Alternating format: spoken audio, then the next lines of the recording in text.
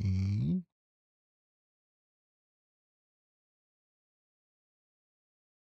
Hello, Lunatic.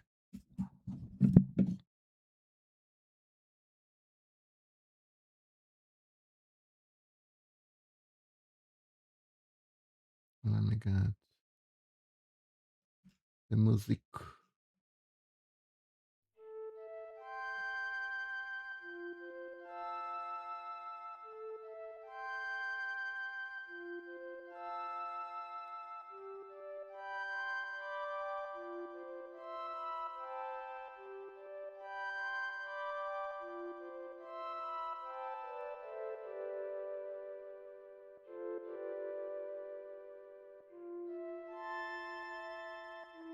There we go.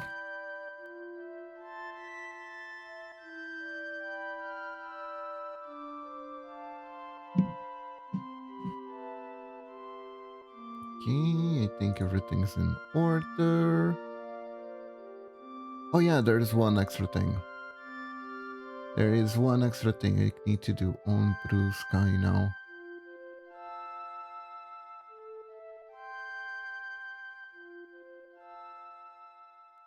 Yeah.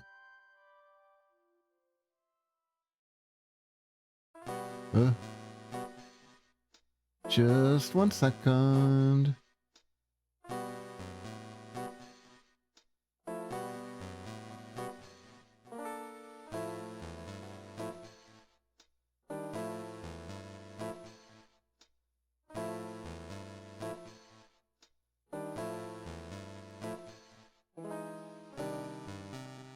There we go.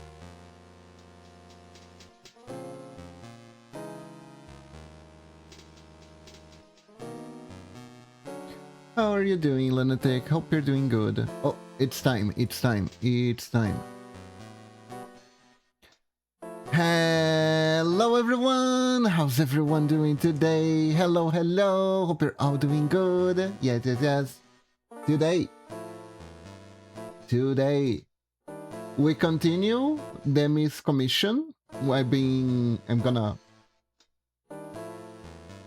was listening to Content 9's team. Oh, that is nice. I've been abstaining myself from listening to it in case I accidentally cause Momochi to listen it before time. Roach. Roach indeed. Roach indeed. I'm trying to save her from spoilers. If she got a spoiler from me on that, I'd probably be sleeping in the couch, honestly. So today we continue with Demi's commission. In spite of everything, progress has been steady. And now I gotta do a few things here. If I recall correctly, this is supposed to be a stalactite, and this is supposed to be a bush. So we're gonna start working on that right away.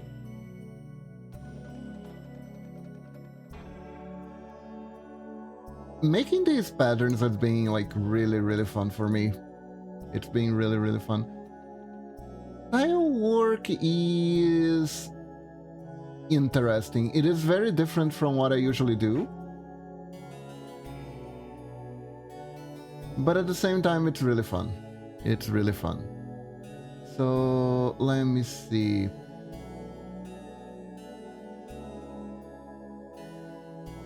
We need, I think, a stalagmite first. I didn't really ask Demi. This is a tree, but I'm not entirely sure. Oh well, I think Demi can adapt every... if anything happens, I can just adjust. So let's start. I'm gonna make a stalactite and a stalagmite for him. Which is basically saying I'm gonna reverse the stalactite and the stalagmite. It's pretty much the same thing, really. And let's do it with symmetry for the base shape.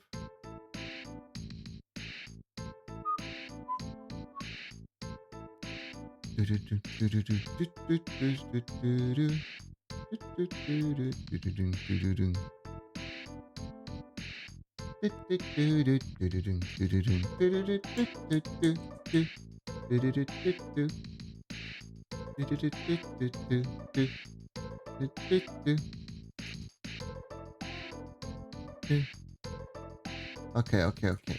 So, hope you all have been doing good. I know Lunatic has been doing well, which is always nice to hear that though.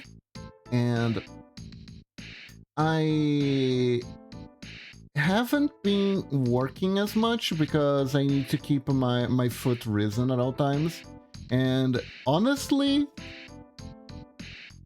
my leg stays in kind of an awkward position when I am working on the PC, so I probably shouldn't work for shouldn't work for like 8 hours, right? I have to work a little bit less. So I only been working on the afternoons and I haven't been working at night, which, you know, honestly hasn't been that bad. I've been able to I have like a bunch of anime that I thought were interesting but haven't gotten around to watching them. And I started watching a few. I've been trying to find like hidden gems in the basically on Crunchyroll, and I have found a few actually. I found one today called what was it? Oh yeah, Battleship Tiramisu.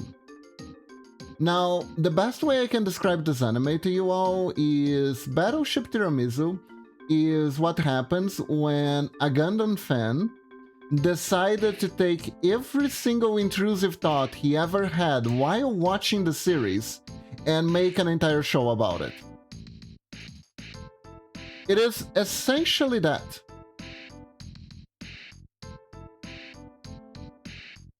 Like, for real. For real, it is absolutely that. And it's so funny. It's so funny. Literal first episode starts with the protagonist, the introduction to the protagonist, which is basically a NEET that instead of shutting himself in his room, he shuts himself in his mecha cockpit. So there is a lot, like a whole 2-3 minute segment of the guy talking about how much he loves cockpits, right? And I really think and I really hope the author knew what they were doing. It is really funny. It is really funny because then he has like the greatest idea ever. Right before launching, he's like, yeah, this is my cockpit, this is my home, this is the place I love. And you know why I love this place so much? Because I can do anything here without being criticized. Even eating this breaded pork skewer. The guy just has like fried breaded meat aboard his freaking mecha. It's like, I'm gonna eat a little bit, it's gonna be fine. But then he's like, wait, I forgot the sauce. And then he's gonna take the sauce, but it's 0 gravity, so he can't really get it out of the bottle. So he decided that he's just gonna stick the skewer in the bottle to get the sauce in. But then the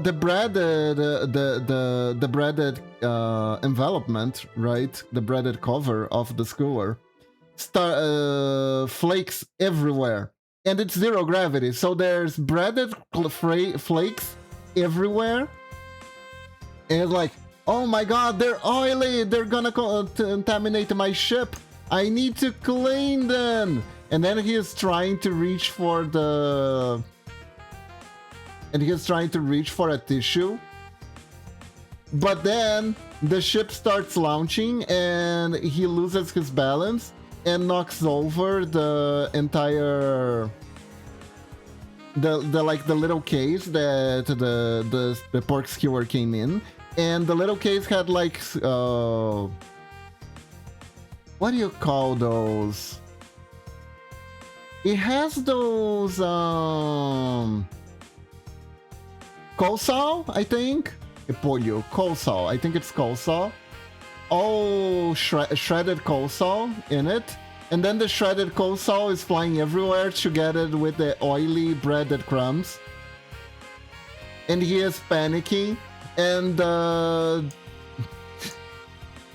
and the mecha gets launched, and he fights all the enemies. But when he's returning home, his face is full of coleslaw and breaded crumbs everywhere. It's so dumb in like the most glorious of ways. It's super stupid.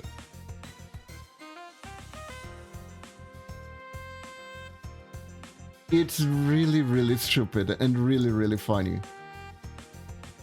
There's no other way. There is no other way. It's like every little intrusive question regarding logic that you may have had, and like what is the stupidest thing that could happen in this situation if you were watching a mecha anime, this anime will try to answer that to you. Just because it can. I thought it was brilliant. I thought it was really, really funny. Dude, there's one episode where he gets stranded in space with nothing but a lifetime supply of instant rice. Microwavable rice, essentially. And he starts going crazy. And when they rescue him, he is butt naked with rice on his crotch. And I'm not going to tell you how he got into that situation. You're gonna have to watch the show if you want to see a very seriously looking drawn mecha pilot butt naked with rice on his crotch. You're gonna have to watch that. You're gonna have to watch that. It's called Battleship Tiramisu. It is beautiful. Lots of fan service on the show, actually. You see the protagonist ass like all the time. Literally, I think it was like the second scene in the show is like him taking a shower. And the person, you can tell that the person who drew this like really, really likes butts, right? Because like, goddamn, the protag was drawn with such a dumpy. Such a dumpy. So yeah, so it's been a fun ride, a fun journey going through the catalog of Crunchyroll. Because Crunchyroll actually has like a bunch of stuff that we usually don't see. Usually what happens is the new anime season rolls around, and then we watch a few, we see which ones kind of take our attention, and then we watch them for a while. Some the ones that are really good we watch to the end. The other ones kind of drop off in quality. We drop off in viewership as well. And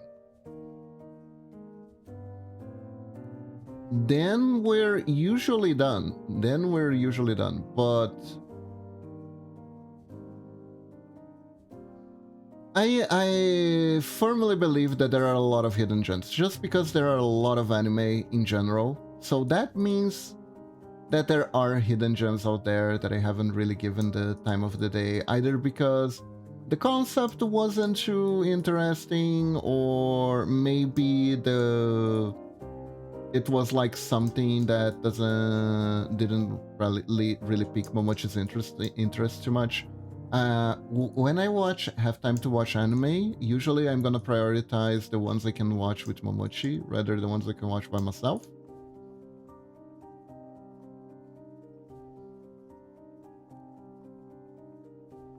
Because it's like a cool, chill activity for us to do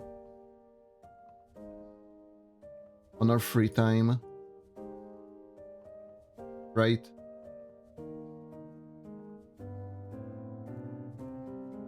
So there are a few anime that I would watch by myself that I end up not watching. Because I'm prioritizing the ones I can watch together with Momochi.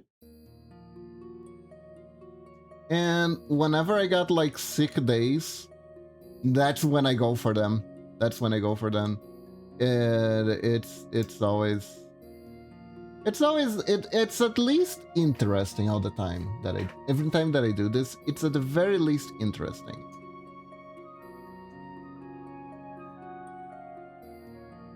Because truth of the matter,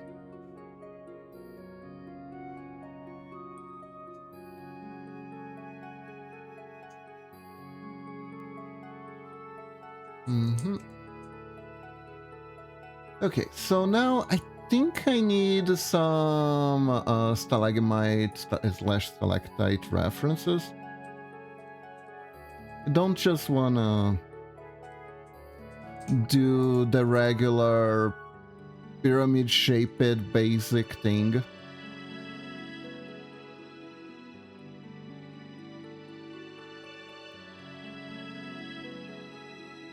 I do want to create some more believable textures.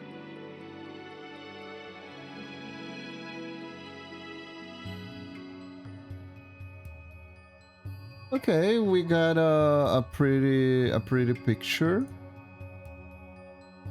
on Wiki. Probably use this as basis. There we go.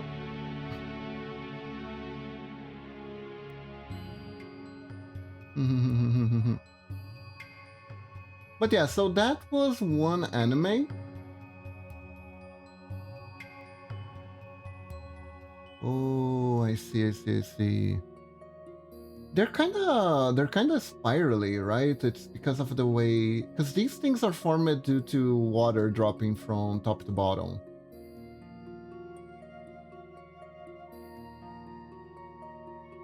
So at the very least, there's gonna be like some segmentation and spiralization here. Which means make the textures pretty. And that is nice. Look at that. It's already feeling rather distinguished. Right.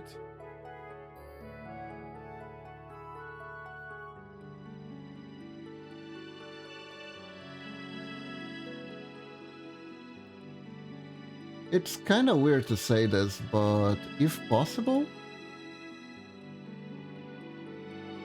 trying to make a tile set or background with some sense of identity would be very rewarding.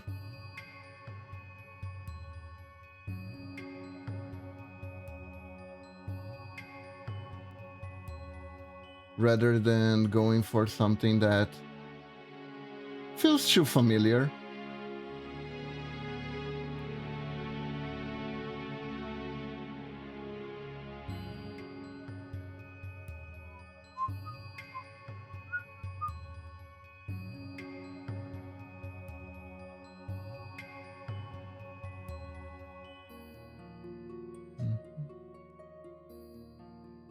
Do I want to do something like this?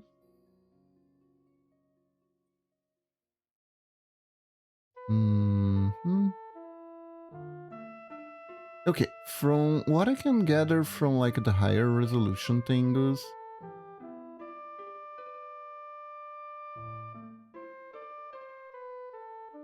they have like these Kind of like these, you know? So cool. I don't know how to say that in English. But they have these openings. Remind a little bit of like seashells even. They do a little bit like this.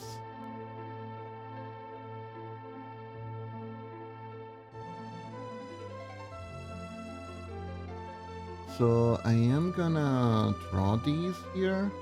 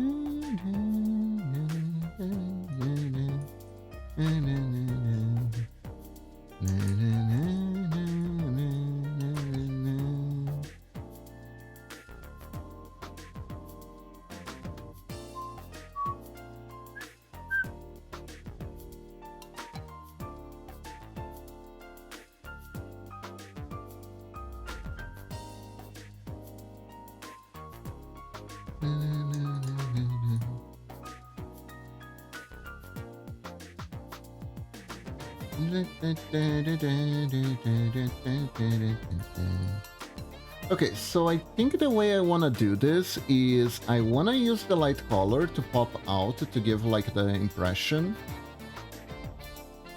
while the impression of the roundness, so to speak, of the surface, while using the shades to rein in a little bit. Something...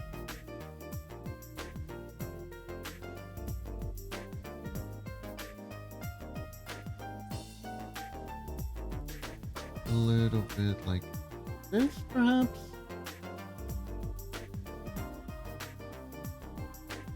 I also found a very weird TV show on Netflix recently. It's been added recently. Apparently, the show was actually aired on Hulu, which is a streaming service that we don't have here in Brazil, which sucks because they got some exclusive anime that I still haven't been able to watch because of it.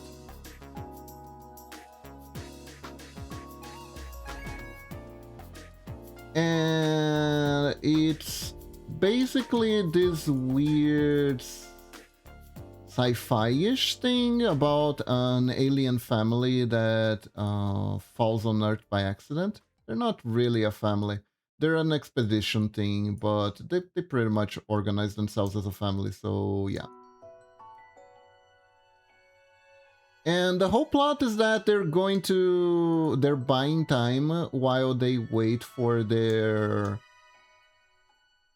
pupa to hatch and terraform the world into a world that only their kind lives. So essentially, they're hanging out until they can cause it the doomsday on Earth, essentially. So it's one of those, are we the baddies? Which the answer is yes, pretty much. They are sort of terrible people too. Partially because they don't share the same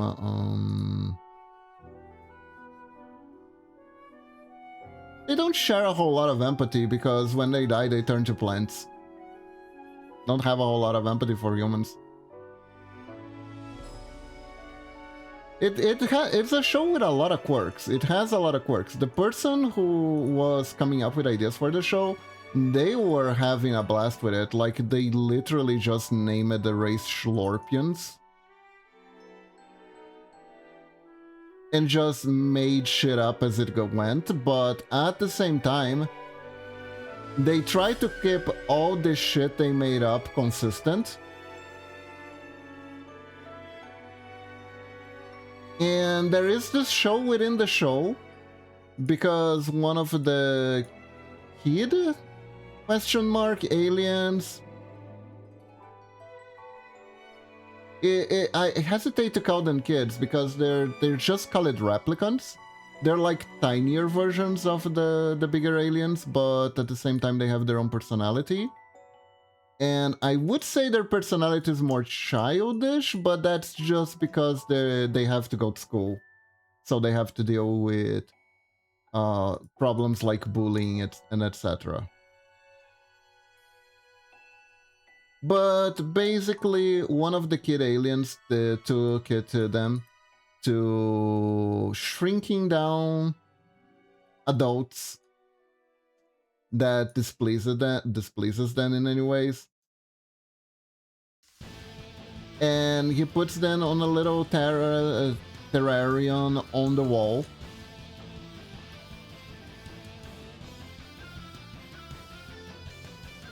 And that ends up becoming like its own show.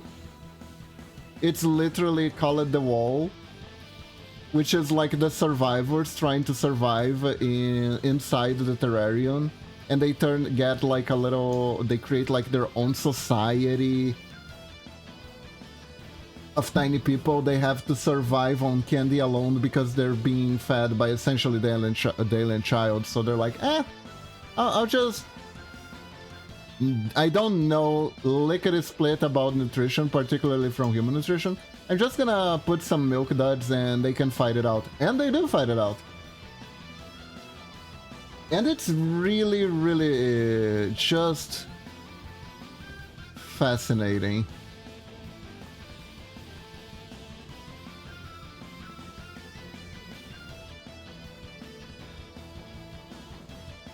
But yeah, I was surprised. I thought it was pretty good.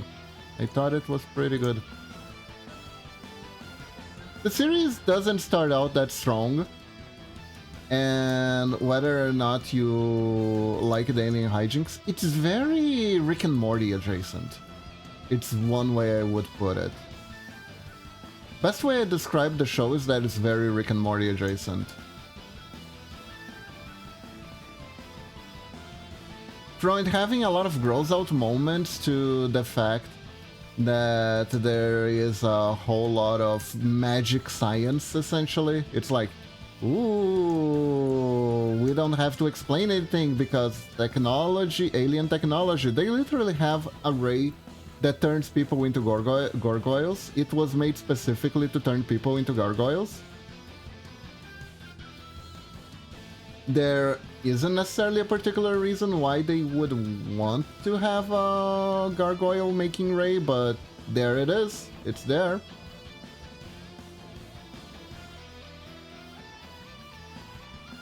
It's a gargoyle making ray.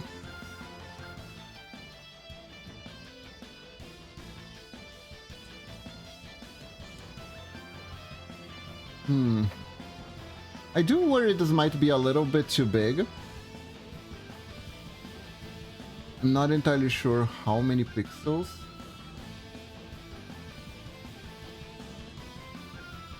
Yeah, the difference between stalactites and stalagmites is very, very small.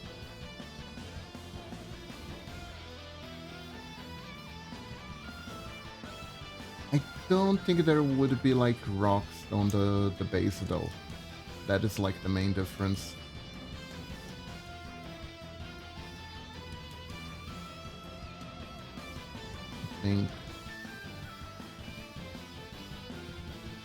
Oh, we can do this.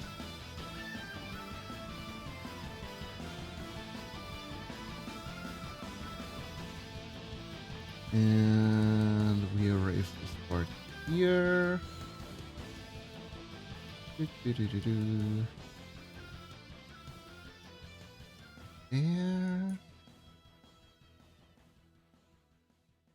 And yeah, I found a few anime.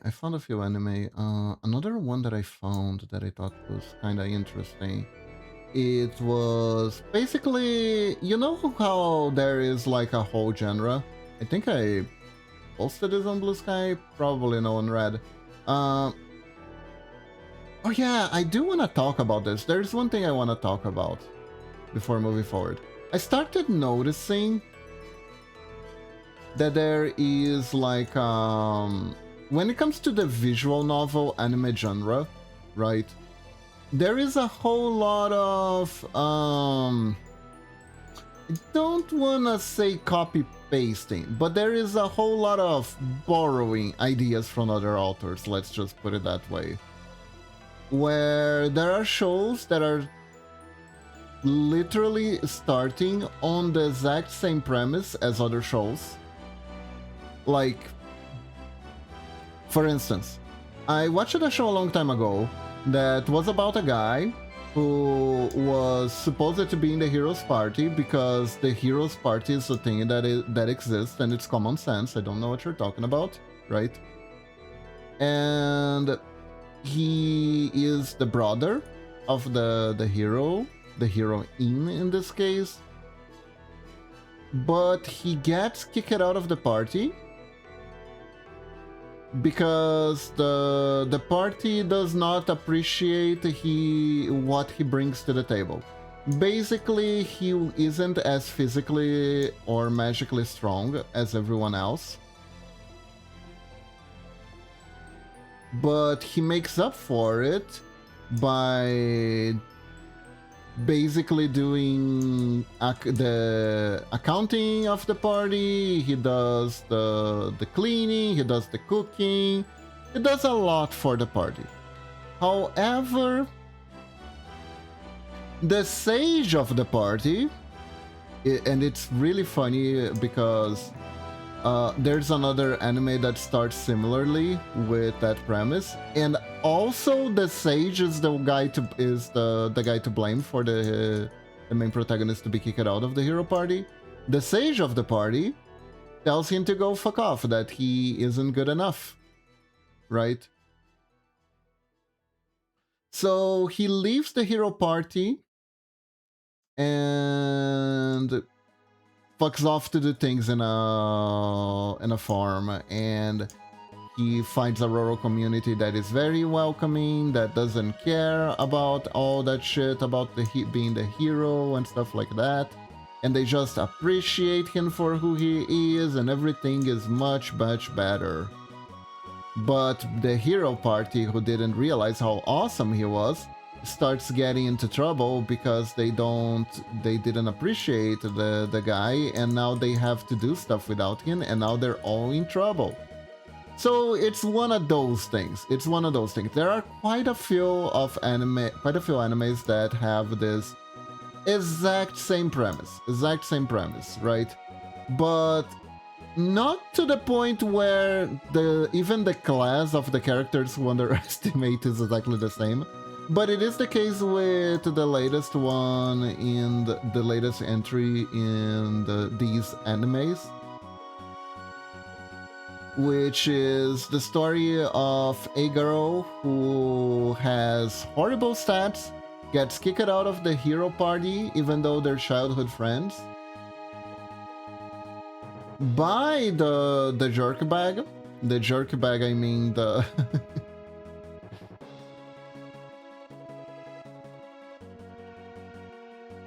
and by jerkbag, I mean the sage. The sage in these things is a jerkbag, essentially. And turns out that her special skill that made her stats 0 is actually super ultra mega OP. I know that's a shock. That is such a plot twist that never has been done before. But I kind of like this one because Basically, what she has is she's got Shuckle's Contrarian. So Chuckle the Pokemon has a hidden skill where every buff becomes a debuff and every debuff becomes a buff, which allows Shuckle to use certain movesets that make no sense, right, for any other Pokemon, to working uniquely in his favor, which I always thought I'm a big fan of Shuckle because of that. I'm a big fan of those weird build things that you could do with Pokemon. And basically she's a walking Shuckle in that regard. She has that power, which I thought is pretty neat. If she finds cursed armor, cursed gear, she gains buffs from it. If there is a cursed gear that gives you damage for equipping it, she heals herself and stuff like that. So that is pretty cool. It's almost reasonable that the hero party never figured out she had that skill, because her skill doesn't have a description. It just has the name, essentially. So how the frick are you gonna figure out by yourself that you're supposed to equip the gear that everyone says to never equip ever because it's really, really dangerous?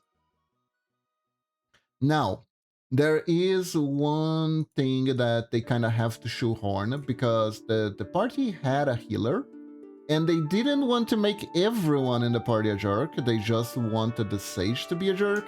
So basically, the healer would want... If the healer healed the girl, her passive skill would cause the health to... the healing to do damage. Kinda like if she was on that. Basically, her skill is that she rolls with like undead rules from like different video games. I don't know if you ever saw this. I think in Final Fantasy in particular, this is exactly what happens. Undead beings, if they are affected by debuffs, the debuffs become buffs. And if they are affected by buffs, they become debuffs, or they take damage by healing. There is even an infamous case in Final Fantasy VIII. There is a boss on a train that is undead typing, and they didn't give him any protection. So you can literally one-shot the boss and skip the entire boss fight by using a Phoenix Down on his ass. Which is super funny. It's an oversight. Technically, a boss battle is supposed to happen here. It is supposed to be challenging. It is not challenging because of an oversight, but it's still funny. And I hope if they ever do a remake, they never fix this, because... Come on! Reward the player that knows this. Reward the old school players that knows this. Don't make them go, ooh, I wonder if this works, and then it doesn't. That would be disappointing. That would be boring. Do the fun thing. You know? Come on, Squeenix. Don't be a coward.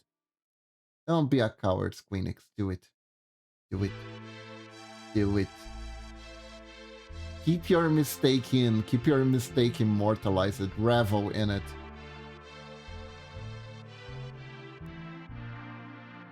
Because it's so funny. But anyways.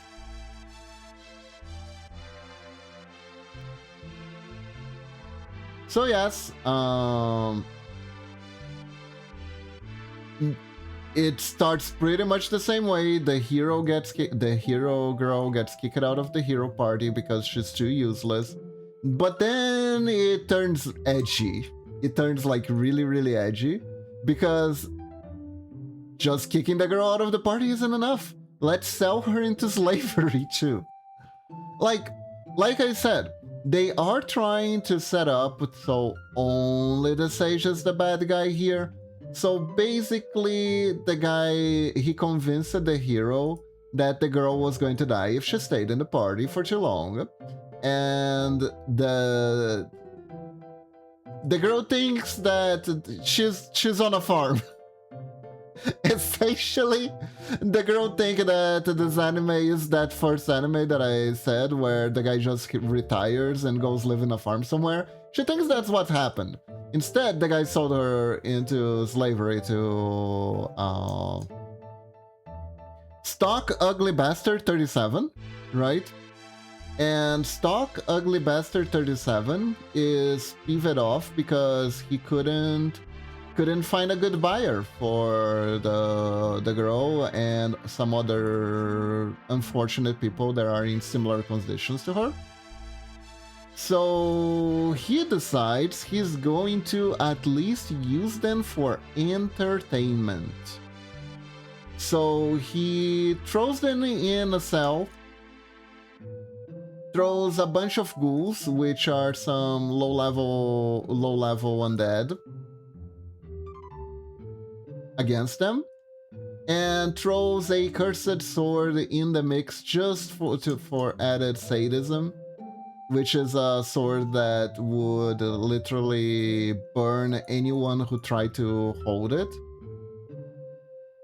Just so they would have like this little glimpse of hope that they would then try to use to fight back, only for their hopes to be dashed, and then they have to choose which way they rather go, if they want to get burned, if they want to get eaten. You know, all the usual edgelord stuff, but right?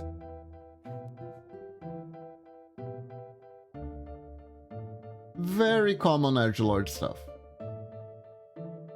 Ooh, I like this pile of rocks. I think it's a good pile of rocks. I think maybe I want to make this rock here a little bit smaller. And this one a little bit bigger. I think it would be a little bit more satisfying. Yay!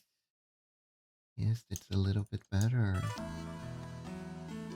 That is a little bit better, yes.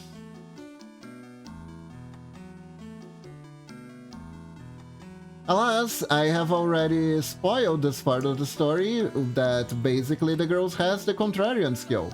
So instead of burning to death, she instantly heals all her wounds when she touches the sword. And the sword would also give heavy debuffs to its users. So it instantly shots her stat ups from 0 to, I don't know, strong gacha levels of power, essentially.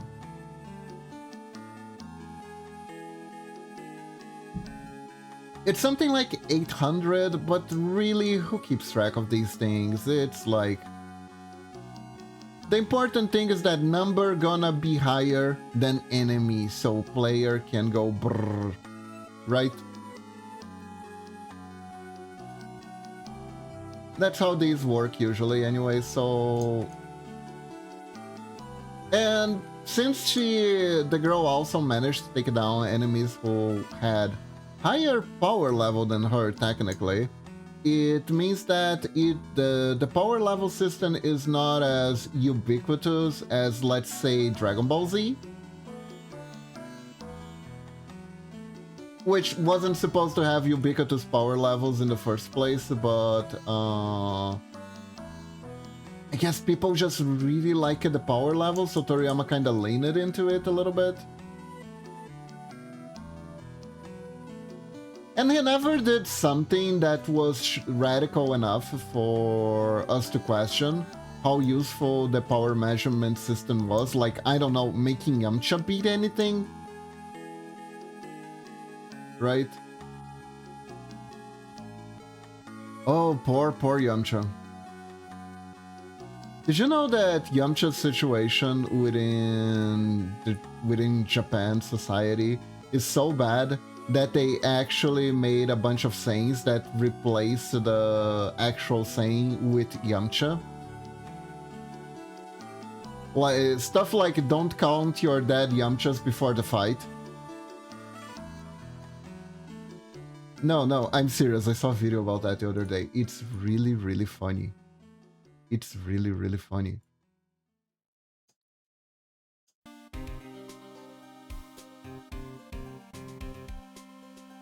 Also, apparently, Frieza speaks in such a polite tone on his first form that he is still considered like an exemplary office boss to work for in Japan. Weirdly enough.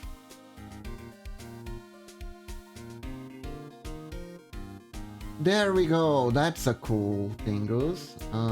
And over here, I remember them asked me to make like a boulder.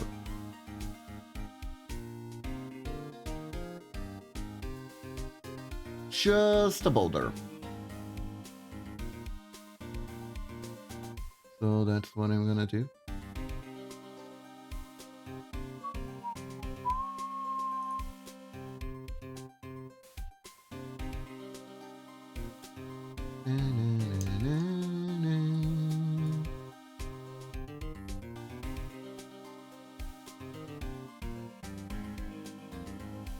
Where was the... No. This is where the chest is supposed to be. We don't need to put it because I put the chest in a different layer. That's fine. Okay, so what we gotta do now is we gotta do the ramp but ceiling version.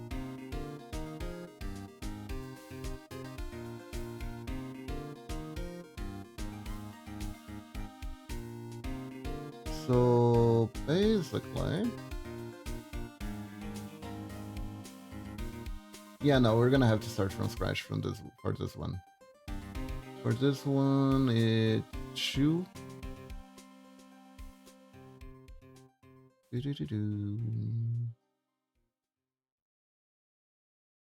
Gonna put it right here. And then if it's wrong, I'll fix it later. There we go.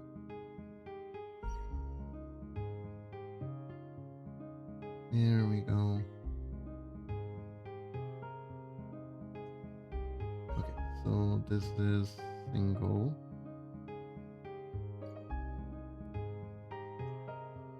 Cutting half.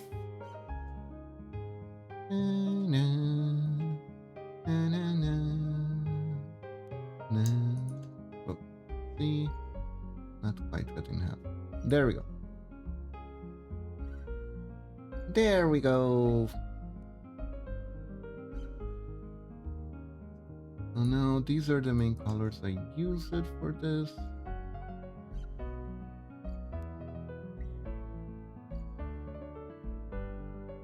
Well, I am going to make a few rocks here. Make a few rock shapes.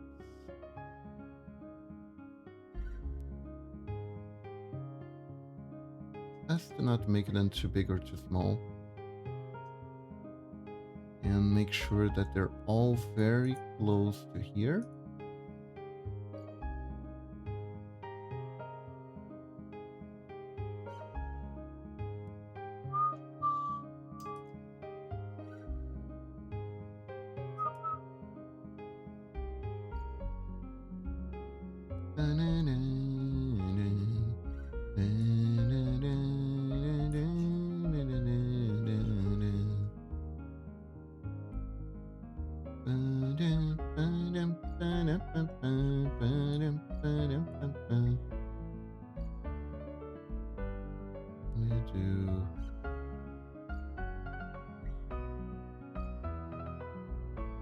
Yeah, no, it needs to be smaller, I think.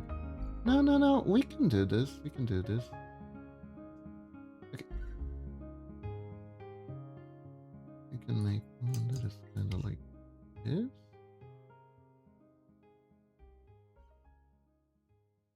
And I make it then a little bit like one is on top of each other.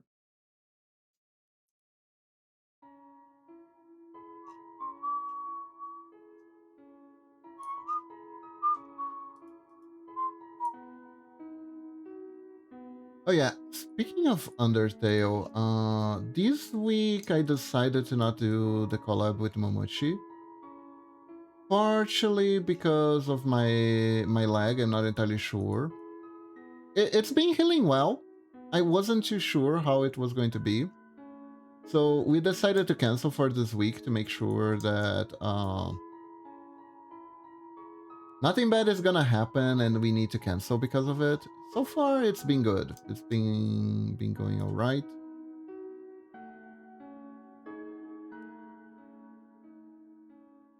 But like, I don't know why every time we try to do a collab with Deltarune, there's always a scuff. There's always like a bad scuff. It's starting to feel like the game really is cursed for us. I still don't know what happened that day. It was kind of scary. Like Discord started lagging my entire PC. Not my entire PC, but started lagging the Deltarune. I think maybe there's like a bug with the overlay where it causes a memory leak. That would definitely felt like a memory leak because it was either a memory leak or because I was streaming it so Momochi could watch it on her PC. We couldn't...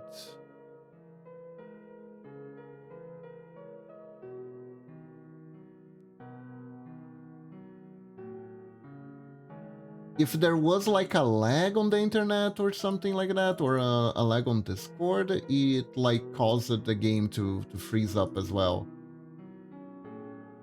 Because like I tested, the game started working completely fine once the Discord was turned off. Like sure, the stream was turned off as well, so that could be it.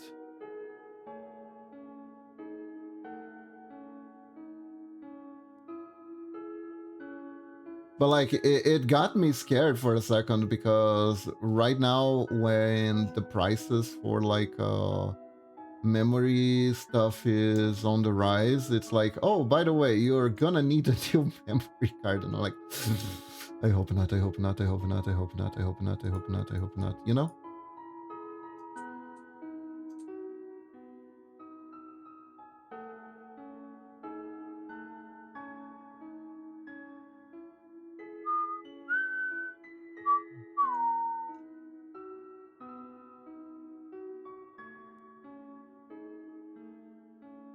That one scared me. That one scared me. Oh, you know what we can do? Because I don't know if Demi's gonna use it like this, but there is a possibility he might want to use it.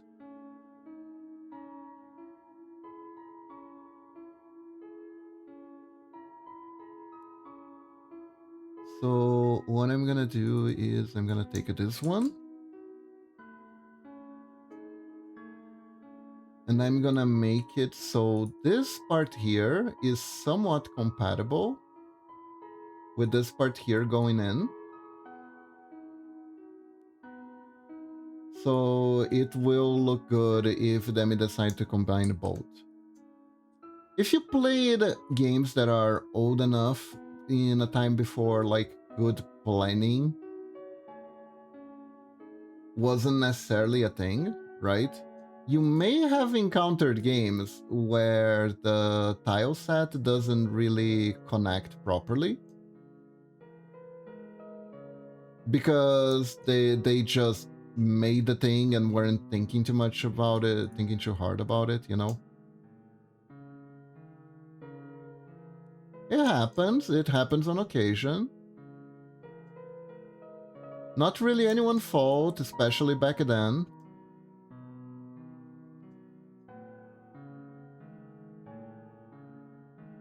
But that's like a pattern that was acceptable back then. It's not necessarily acceptable now. So...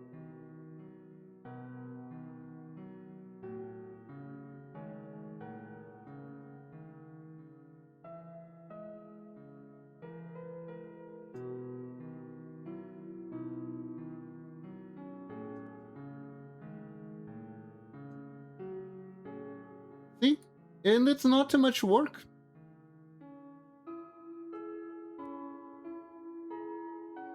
Doesn't take that much work, and things just flow better.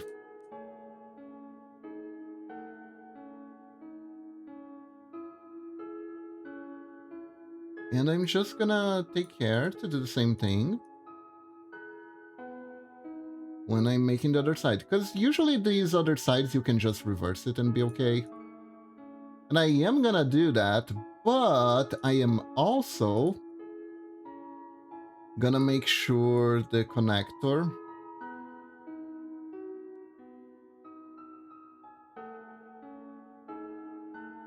to these things is alright.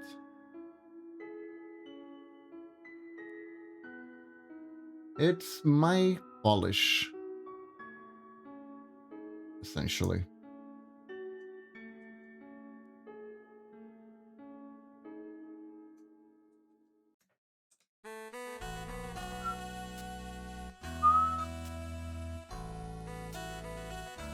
Okay, so the one on this side.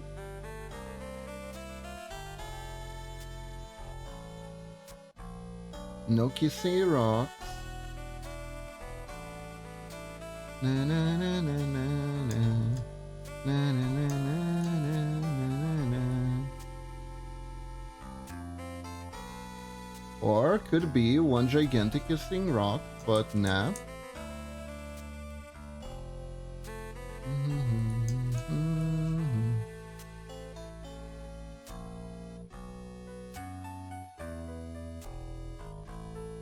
There we go. Slight adjustment.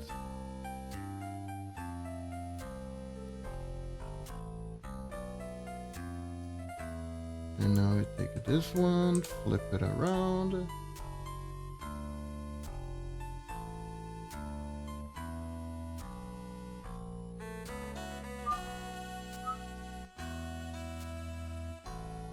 And I'll make the boulder a little bit bigger to compensate this empty space. And there you go. I'll even make like a little dot here. There we go. Perfect. Ha! Alright, I'm heading out to sleep now. Have a good rest of stream, Kiba. I wish you the best of luck. May the horseshoe crabs bless you. Ah, thank you, Lunatic. May the horseshoe crabs bless you too. Thank you, thank you.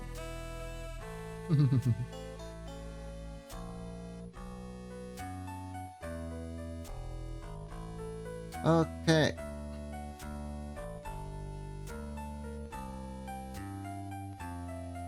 So this one, that anime is from this season. That anime I'm watching regularly. One anime that I watched exclusively because I was sick, I thought was pretty... Oh yeah, no, hold up. Guys, I gotta tell you something. Netflix, for some unfathomable reason, honestly, I don't understand, decided to put really, really old anime in their... Not really, really old anime, because that would be like stuff from the 80s. That is ancient anime, but this is like 2007? Is it 2007 or 2006? Hold up. Inichi #1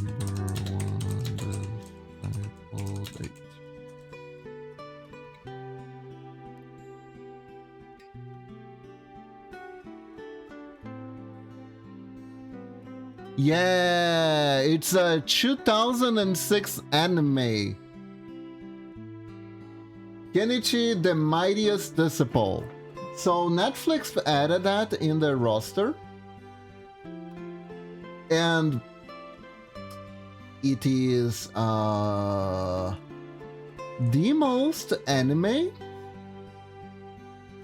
that ever animated of all time. It is like, it is so freaking perfect.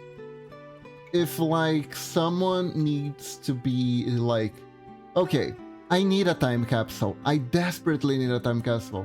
capsule. I just want to understand, what were anime like in the 2000s, right? What was the most anime that you could ever animate from the 2000s? That is Kenichi. That is Kenichi. Kenichi, the Mightiest Disciple, is that. It is the anime of all time. The 2006 anime of all time. Like, it has so many tropes. It has so many tropes. Funny thing is, it's not even that annoying. It's not even that annoying. It doesn't have one trope. No, it does. Never mind. It has. I think it has everything. It has everything. Yeah, it does.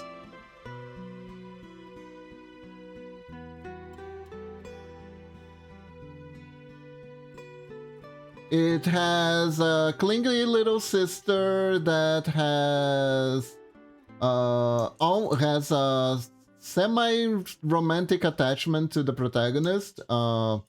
Good thing he doesn't really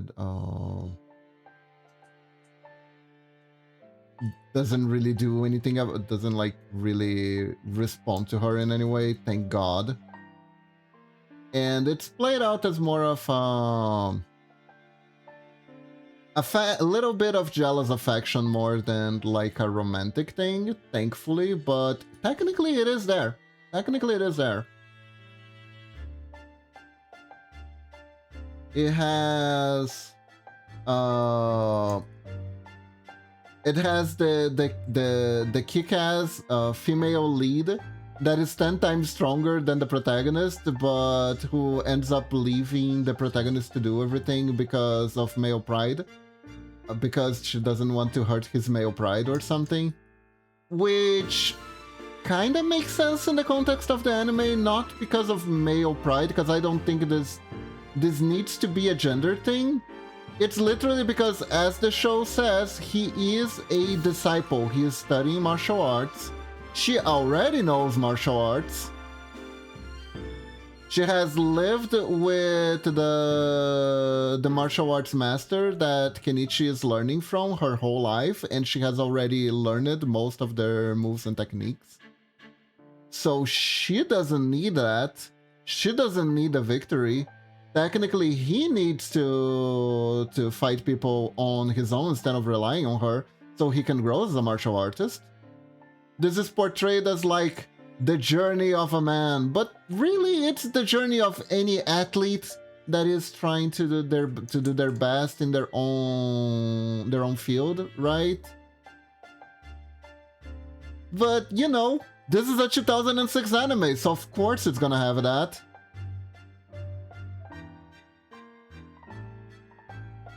It has a perverted kung fu master. That is there. That is there. It is cringy. It is very cringy. He is constantly taking uncomfortable pictures of the girls in the cast whenever he shows up.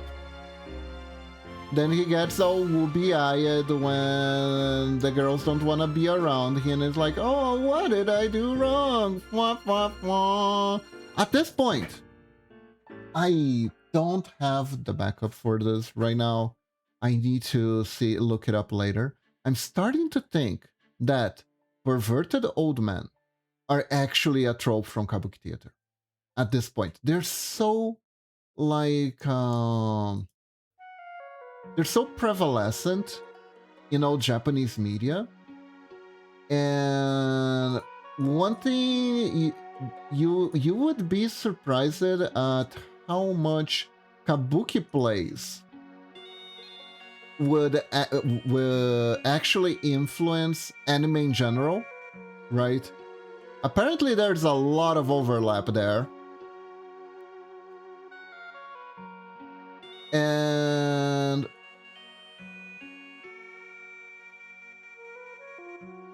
like, even in stuff like, let's say, Naruto. Take Naruto, for example. Naruto has the Jiraiya character, which I believe is the name of a character from a Kabuki play.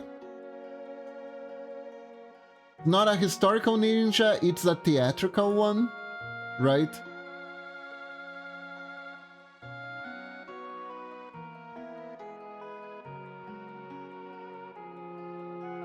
So you have Jiraiya, and Jiraiya dresses up as a kabuki actor, essentially. It dresses up as a kabuki actor. The wig, the painting, the face painting, that's 100% kabuki. And that is like the most obvious example. Who knows what else is actually taken from kabuki plays and is there under the hood. And we don't know about it because we're not as immersed in the culture as people who actually live in Japan, right? So it could be the case. I'll need to check on that.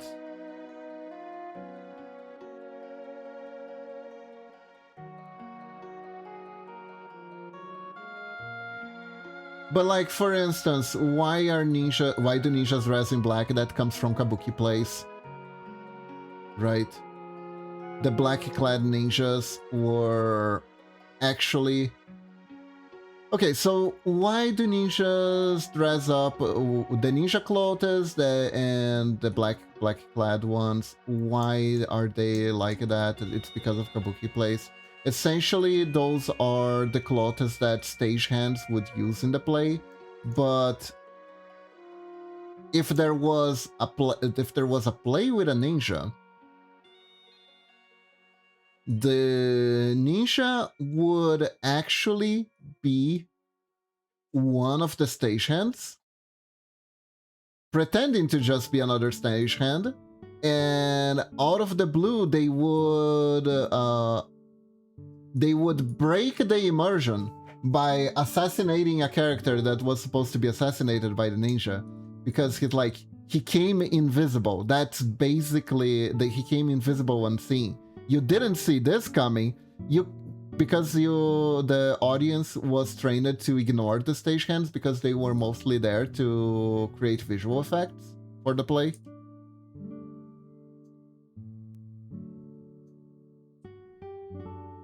And that is just cool. That is just cool, honestly. But yeah, I'm starting to think. I think of this not because of any Japanese property in particular.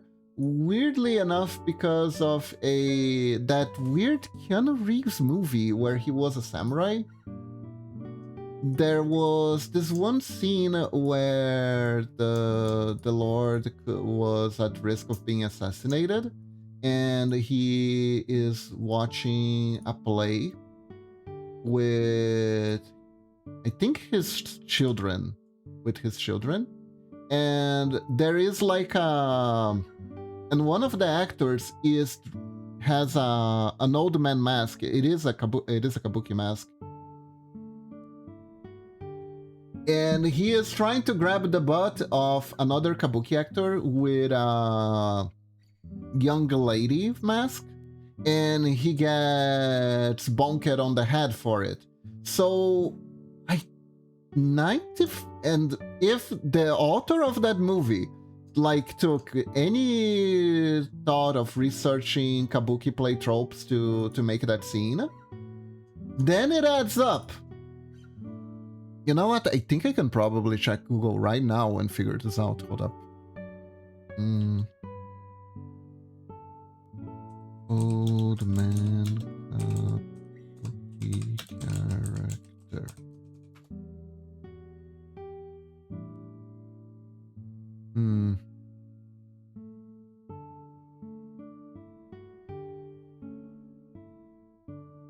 Yeah. Yeah, maybe it's not gonna be that easy to research, unfortunately. I'm gonna do some research later. I am 95% sure that there is like a pervy fool, because it's just too much of a prevalent archetype for it to just be like a coincidence or anything like that, you know? Okay, so let's see. Now we need to make this one together with this one.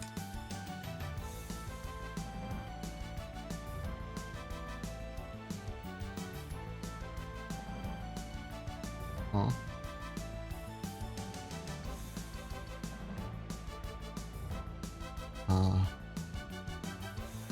Really?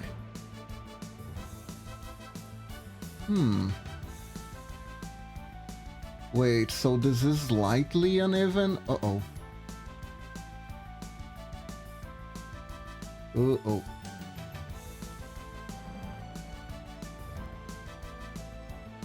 Finding a mistake this late in the game is, It's fine, it's fine, it's fine. This is easy to fix. This is easy to fix. This is why you guys gotta always pay attention. I thought something was off. 1 pixel off. There we go. Well, let's save the progress we have so far, shall we? But yeah, there's the perfect old man is there in all its glory.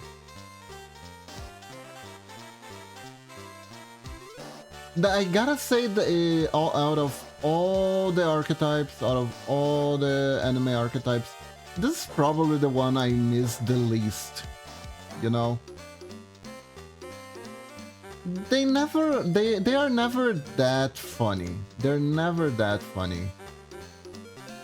Like, his role is to be like literally a bad role model. He gives like bad dating advice.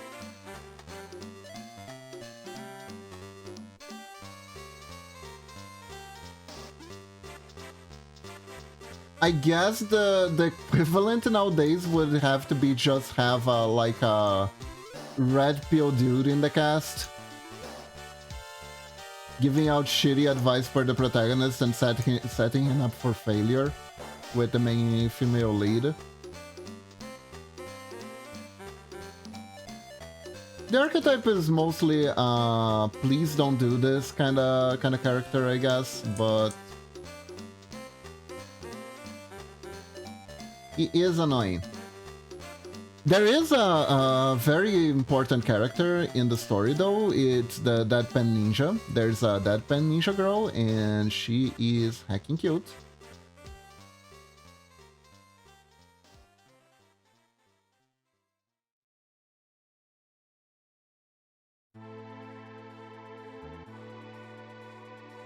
She heckin' cute, and I like her.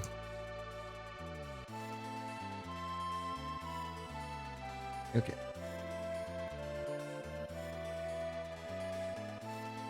So now we make another one right here. But this one we need to extend a little bit further. So I am gonna take from these.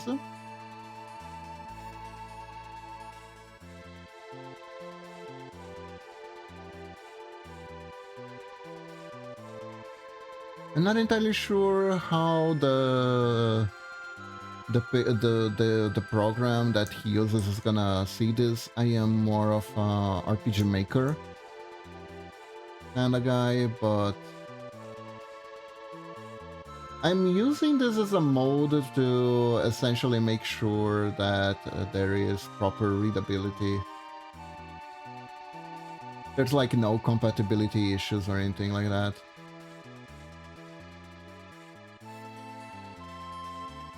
Oh, actually, hold up. Oh, this is interesting. By how many pixels? 1, 2, 3, 4, 5, 6, 7.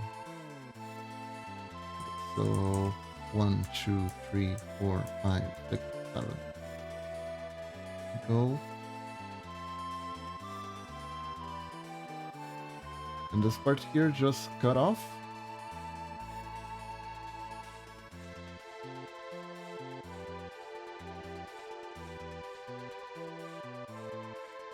Curious, curious. Very curious.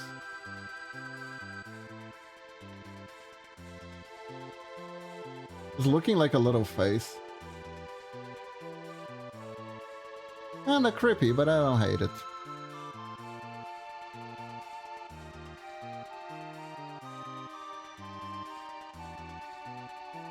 And now, take this one and we do it 1 pixel off still.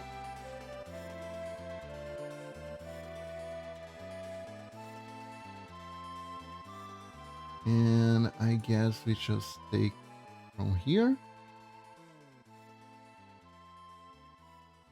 Mm-hmm.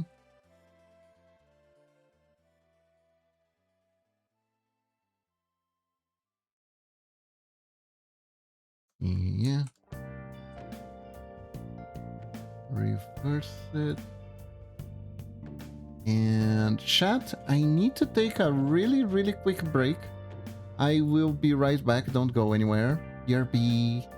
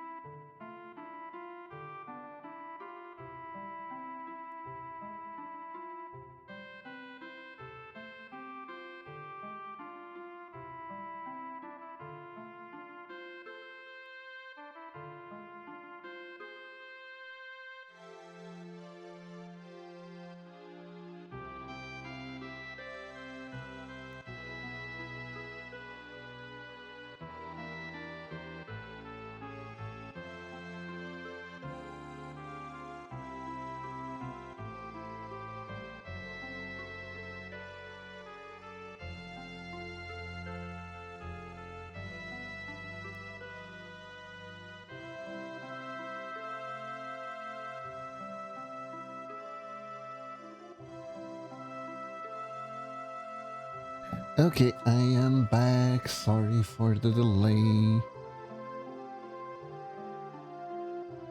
There we go.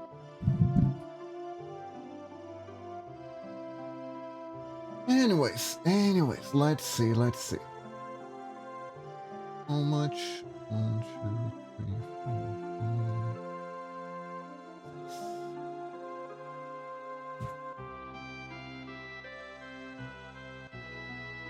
Right.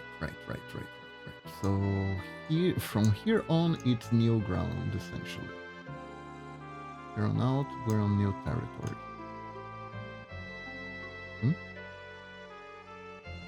Oh, right, I forgot to turn on my headset again. Hehe.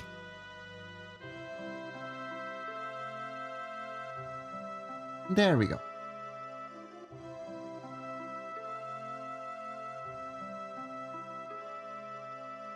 Na, na, na, na, na, na, na, na, na.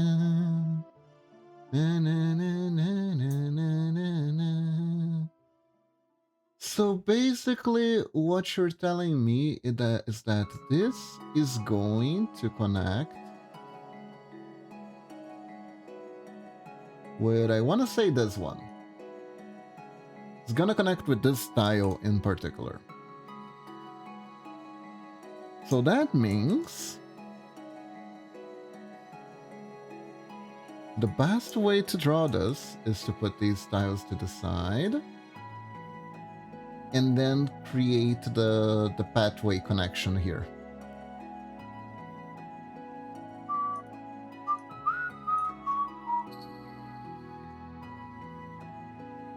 Very, very simple.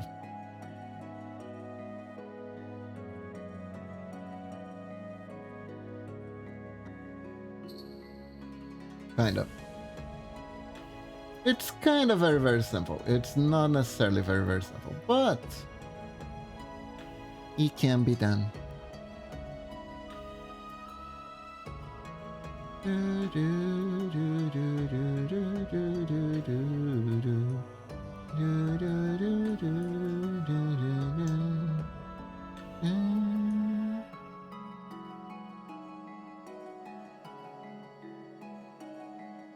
I want to make a direct connection. It'd be kind of like this.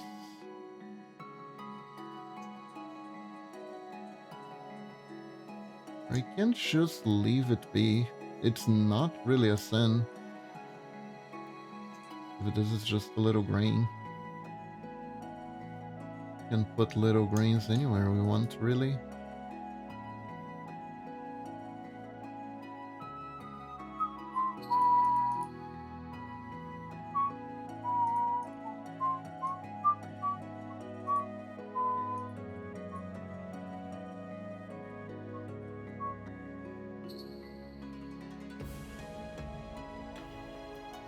Here we go. And paste here.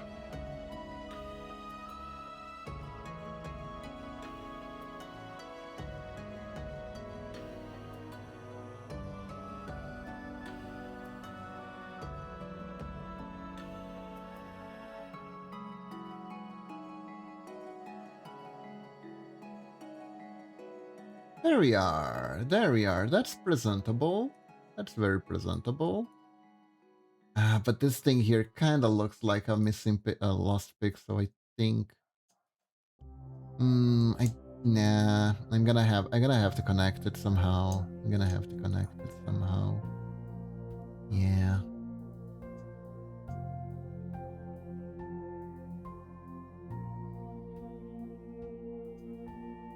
There we go.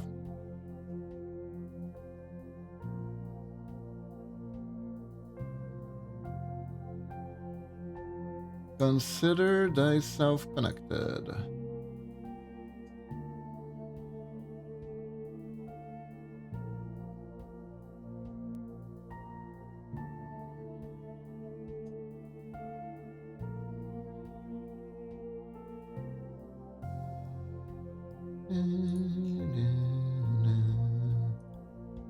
Yeah, there we are.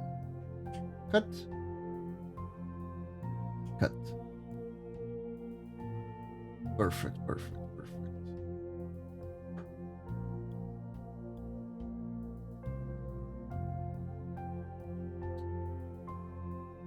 Huh. So this is just the same piece that this one is. Alright.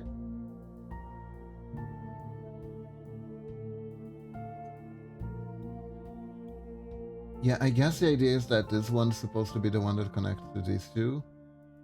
Right? Makes sense. And finally... okay.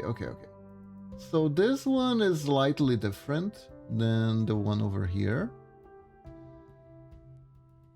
Because this one is made to be like a single block? Yeah, it's not meant to fuse with this one, I don't think. Let's see. I'm gonna test it here because I want to understand the logic.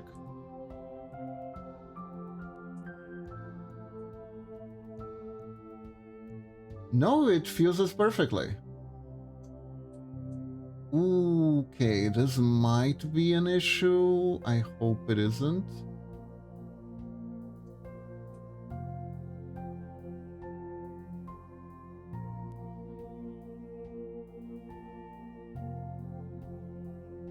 Because I am 100% not understanding what's happening here.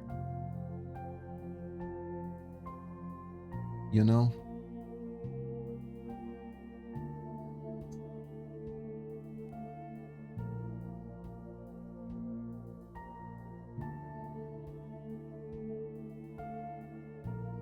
Okay. I think I understand what we're going for here.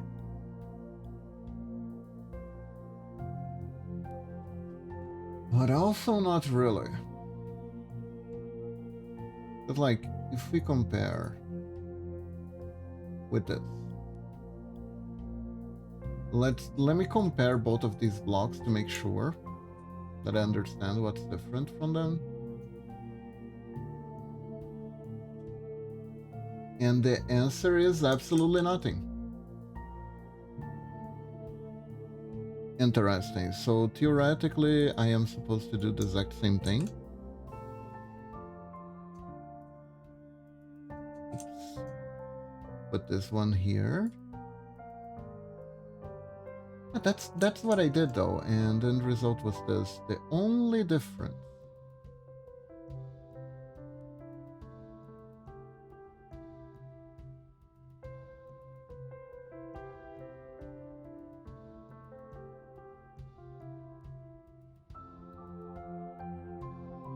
that I'm supposed to leave this open for the darkness, so to speak.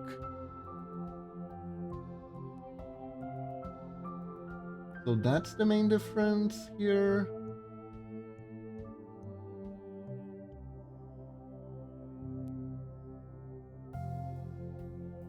And I guess I can take this part off too. So it looks more... Yeah, there we go. Okay. I'm not entirely sure why is it like this. There is probably a good reason why it assembles like this. Unfortunately, I'm not making this sprite sheet on my own. If I was making the sprite sheet on my own, I would just make the environments first, and then I would like cut out every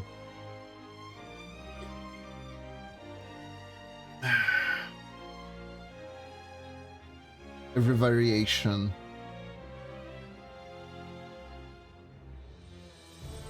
Like here's another one that's like a variation. And pretty much tell that this is meant to be like a shorter one.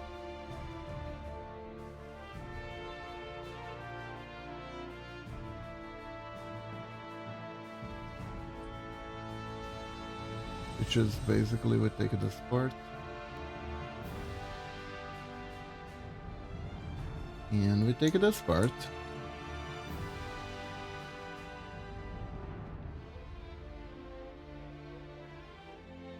Holy crap. I'm actually pretty good. This fits perfectly. See, there's like no issue with the. But yeah, that is yep, that is working. Now these are tricky. These are tricky though. This one is gonna be like a brand new one.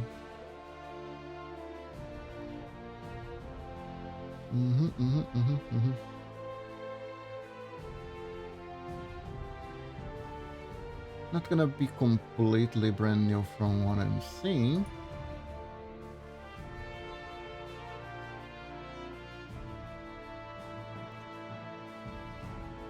It could be brand new actually. It could be brand new. Better make it brand new. Better make it brand new. I will take one of the walls as reference though. Especially because I think it needs to fit on this one. You know what I mean?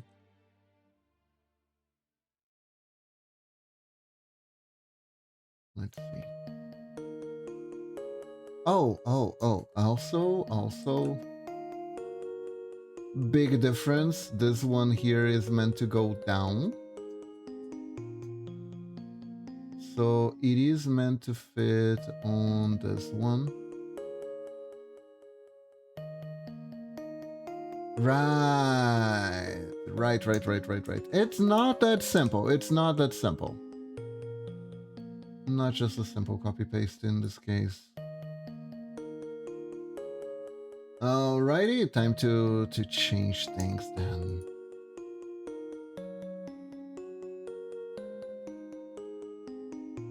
First we gotta delete this.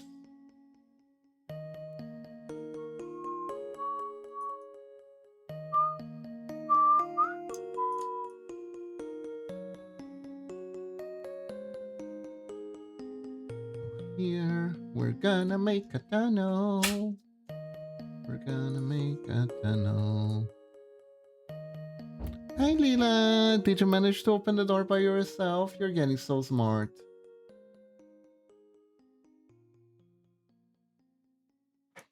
You are getting so smart.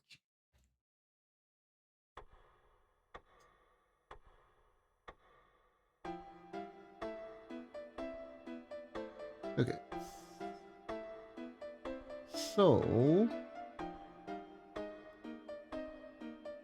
we're gonna go like this.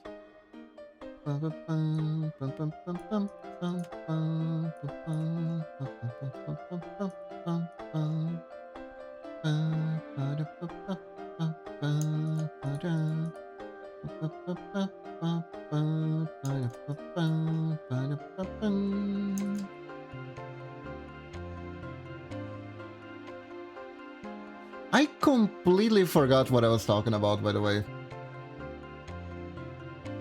I hope no one was too invested in what I was saying, because I completely forgot what I was talking about. Oh yeah, I was talking about the warrior, the ultimate warrior.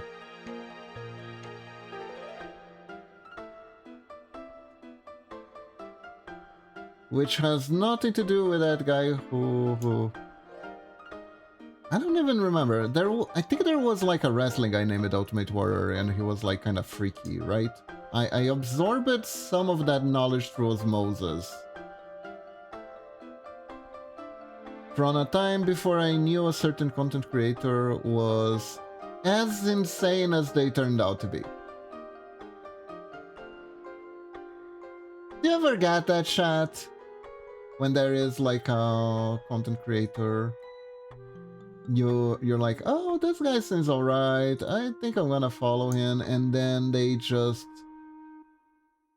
get out of their way to get stuck into some absurdly bad shit thing. And it turns out they're not clean, but then they're clean, but then you don't know if they're clean or not. It's so sad when that happens. So sad when you just follow someone and they get stuck into drama.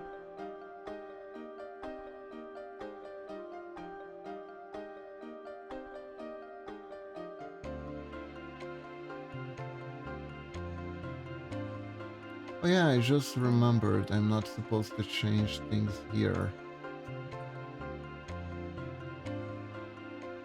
And I edited a few things here.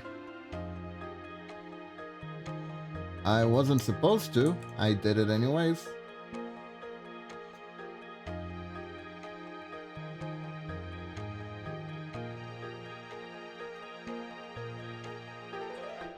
Okay. Let's see, compatibility wise.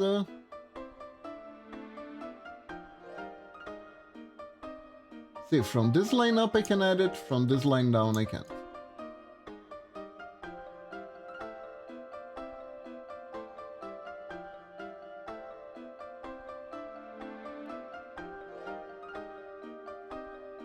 I mean, it looks like the rock is jagged, so I don't even see a problem.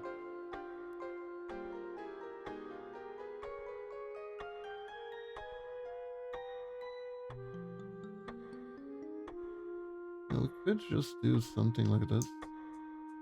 But I think I kinda like the cracked rock angle now that I think about it. There you go, it's not that bad. Looks nice. And now comes the other challenge.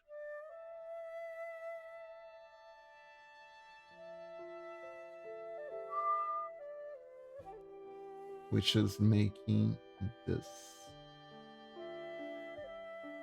So it's 2 more down here. 1, 2.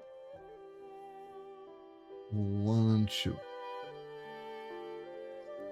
So yeah, it has everything. It has everything. Does it have fan service? Of course it does. The lady, like the main love interest, she wears, you know, those outfits that are meant to be sexy and are also really ugly at the same time, because you can clearly tell the mangaka didn't really spend a whole lot of time researching women's fashion. So the girl just wears something that is like, why? 1, 2, 3.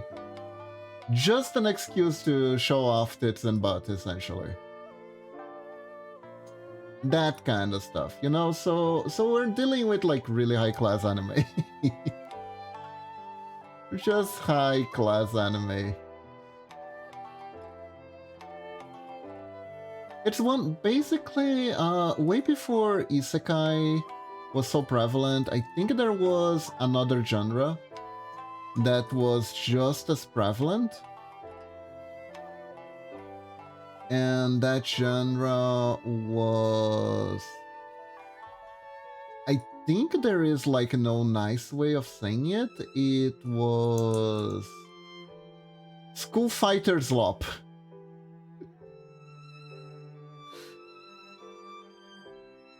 For a while, anime, like 90% of anime stories were about delinquents fighting in high school. And it's like to a degree where you would think that high school life in Japan was extremely dangerous because of how many there were. There were so many battle school anime. I think there are a lot of battle school animes, but nowadays they have to like give it like an extra twist. Like, oh, this isn't 1, 2, 3, 4. This isn't just a school. This is a superhero school. You know? 1, 2, 3, 4, 5, 6.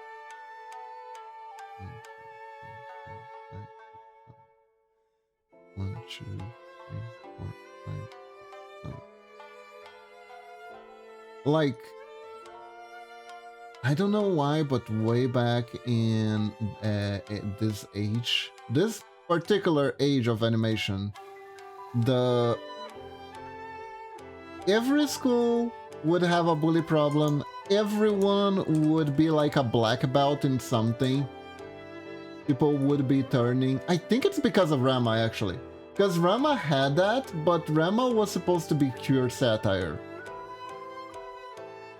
1, 2, 3, 4, 5, 6. Rama is meant for that to be absurd. But people are like, you know what? Maybe having a bunch of people fighting. I think it's also like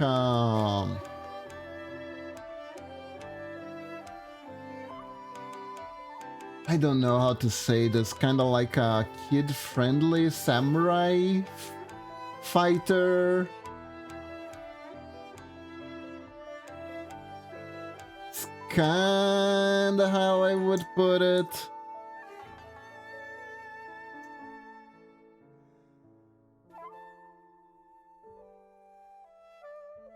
Because, like, Japan had its Warring States period, the Sengoku period, right?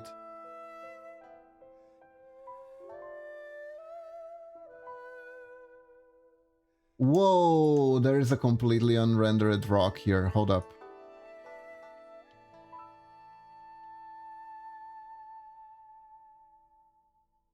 Hold up, I completely neglected this one rock.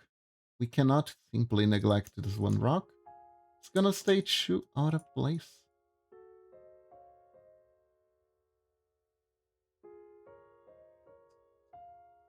But yeah, like, I don't know, it's like Yankee fighting or whatever. There's gonna be like a delinquent war. That's a little bit kinda how martial arts dojos, kendo dojos would work.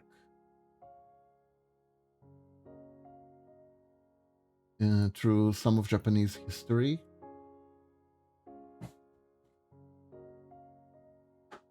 So, but basically the idea is that as long as you have the school setting which is familiar, and you have the fight setting, and you can have a whole host of like different characters wanting to fight for like random ass reasons. There's this anime called, I forgot the name, but there was this anime that was a niche anime, by the way, where people would have magatamas with characters from the Romance of Three Kingdoms, essentially. And those characters they would be stuck in some sort of weird karmic loop where they were forced to relive the stories of their respective Magatamas users. So they would gain incredible fighting power, but if they ran across the guy who killed them in history books, they would die. That was the premise. Why they had the Magatama? Where did they get the Magatama? Was it like I don't remember if it was a family heirloom. I don't remember if it was ostensively explained, or if it's like, I don't know, when you wish upon a star, a fairy put it under your bed or something like that. I don't actually know.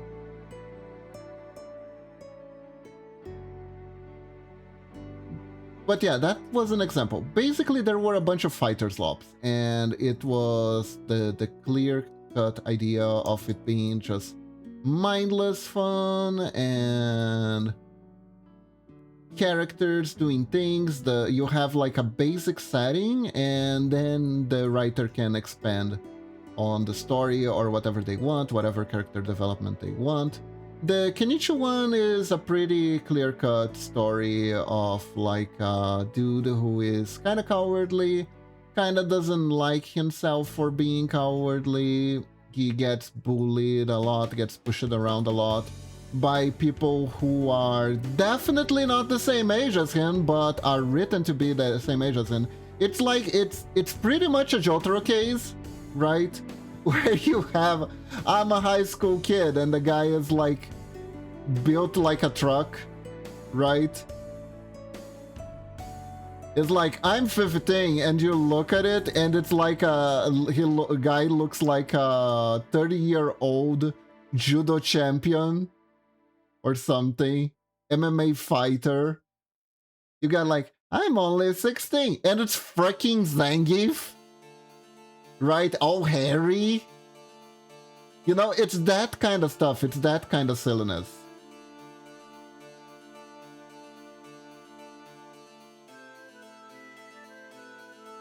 It's peak cinema. It's peak cinema. Meanwhile, the protagonist is the only one who looks his age. And it's like, I am so screwed. They're gonna kill me. But it's okay, because it's anime land. And the guy starts training for like 1 month, and he is able to defeat the judo champion or something in their school. It's like, no, bro, no. How long have you been training? 2 months. I've been training martial arts for 2 months. Ah, that explains why you could defeat those sharks with a single blow. I understand now.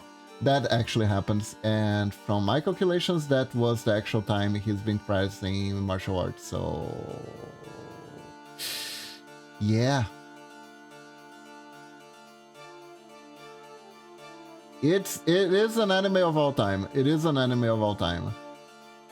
The quality of the anime is also hilarious, because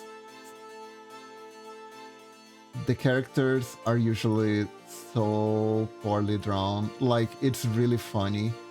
There are some scenes that are really good, but there are other scenes that are terrible. The quality, the level of quality and like proportions just swapping around. And it's also really funny when it happens in the fan service, because you know that the scene was written to be a fan servicey, but the girl's eyes start separating to each side, and her boobs don't make any sense where they're supposed to be. And you're like,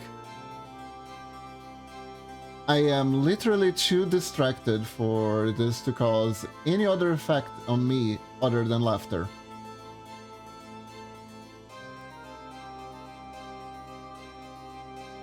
I don't know, I think it's great. I think it's a great time capsule. It's like, where has anime been, where it is now? It's somewhat enjoyable if you don't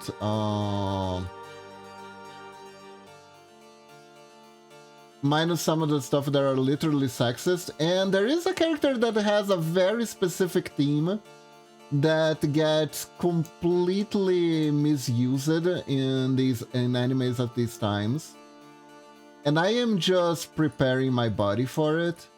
I know it's gonna be there. There is no way it's not gonna be there. So basically, but unfortunately, Netflix didn't put all the episodes available at once. They decided that I need to have cliffhangers in my 2006 anime. That's why I watch 2006 animes, because I want cliffhangers.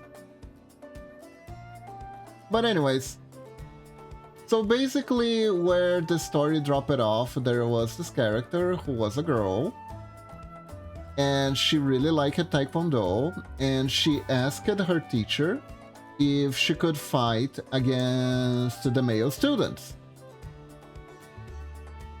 And because the teacher encouraged her a lot, and he said, wow, you're so good, you could actually take down one of the male students. Oh, hello, Mamachi.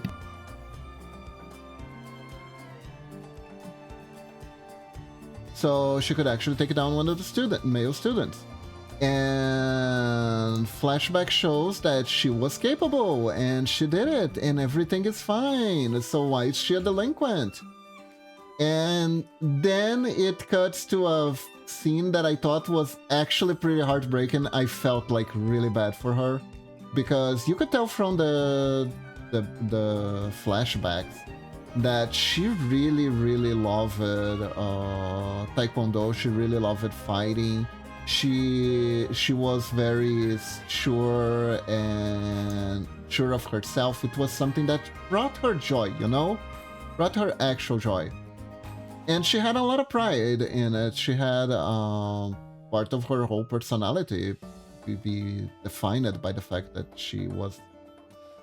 So she basically hears the guy she beat bragging to another student that he was such a nice guy for letting her win. Guy was like, oh, Shiba-kun, I don't know his name, so I'm gonna call him Shiba-kun. You left, I forgot her name, Valkyrie-chan, I think, something like that, win the fight, didn't you? And Shiba-kun was like, yeah, how did you know? Hahaha, I knew a girl couldn't actually defeat you. Hahaha, so silly. She actually thought she won. I feel so good about letting her win, because you know how girls are. And then they go and laugh in sexism, right? Laughs in sexism. And she is righteously pissed.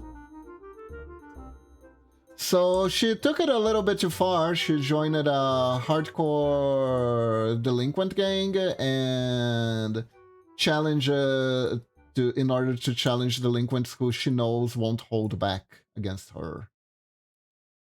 And she became a team leader because of that.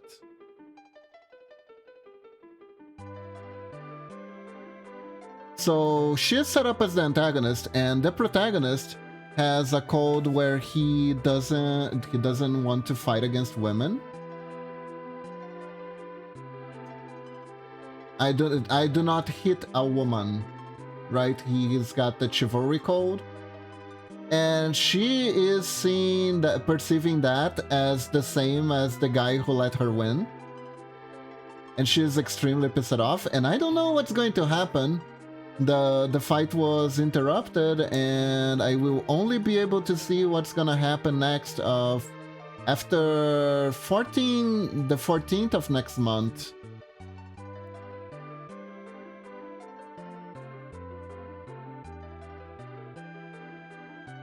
Which is, oh, I have no idea how they're gonna handle that. I have no idea. It's probably not gonna be good, but you know. It is what it is. I'm watching an old anime from 2006.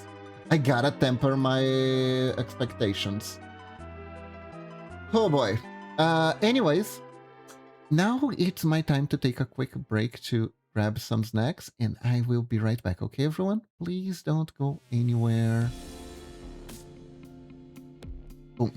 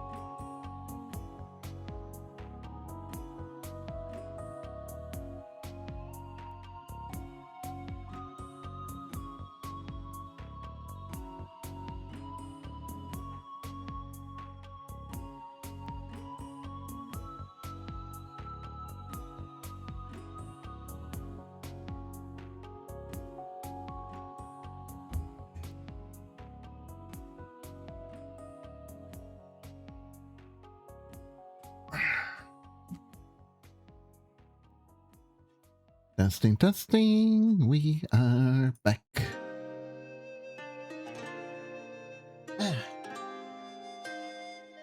Okay, so I think we're done with this one and we can move on to a very confusing one. At least I thought it was confusing, but then I understood what this is. This is a wall. This is a wall. So basically, the way we're supposed to do this is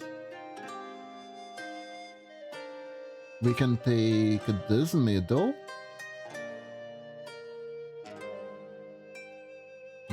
part here.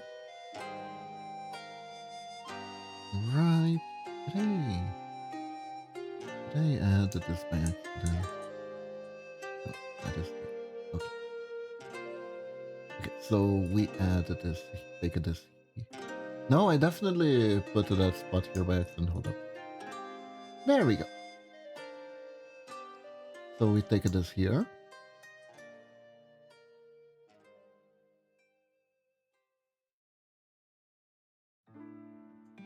This goes right here. And then you have to build around this.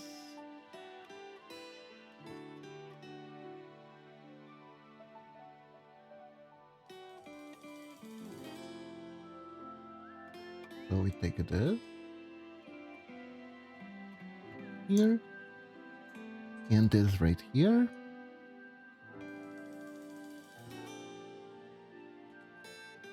And then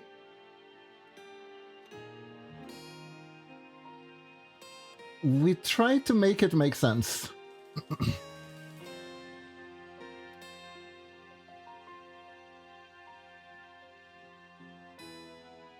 Let's see. Yeah, this is gonna be a bit rough, but let's go.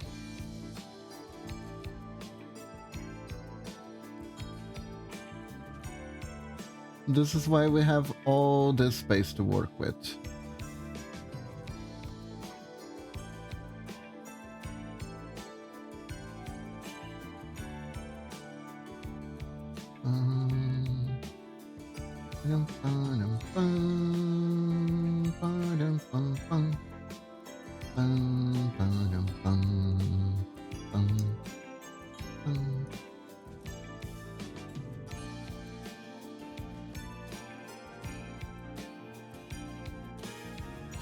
So something along these lines works. It does. It does. Something along these lines does work.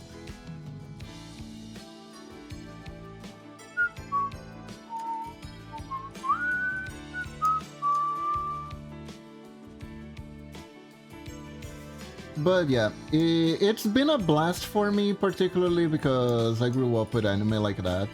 And I always found it interesting. Ever since I watched it, I tried to watch Chrono Wish Keyboard String. Hey Rose, welcome to the stream. How are you doing? Your wish has been granted. Hello.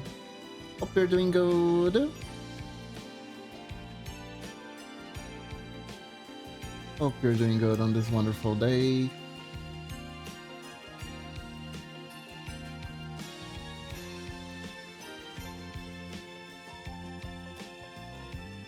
Money I wish for. Too late. You already wished for me to stream. I'm sorry. You're gonna have to take the stream.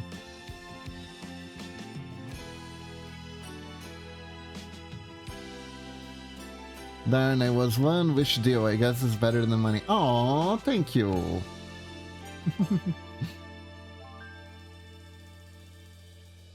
Yeah, I am streaming and we're making rocks. We're rocking with rocks today.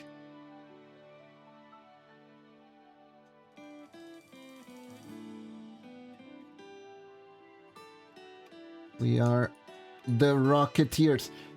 Do you guys remember that that was actually a name movie, The Rocketeer?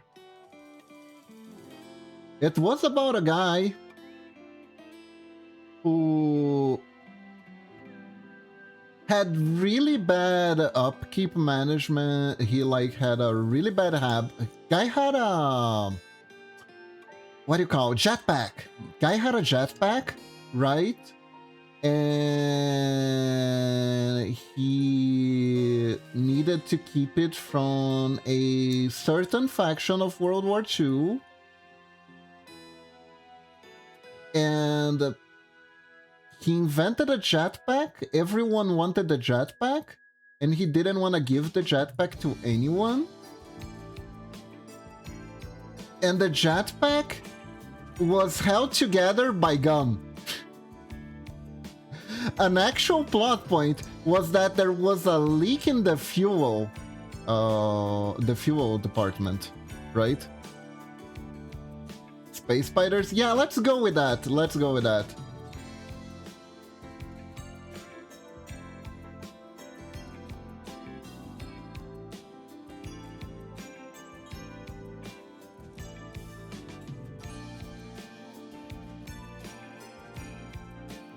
And there was a hole in the fuel compartment, and he held the hole together using gum. And like the big payoff of that was when the main villain finally got the jetpack. Kib, your art's so good, it's just some rocks. Ah, thank you, Rose. Thank you. I'm doing my best to make sure these rocks look awesome. I wanna rock the rocks, essentially.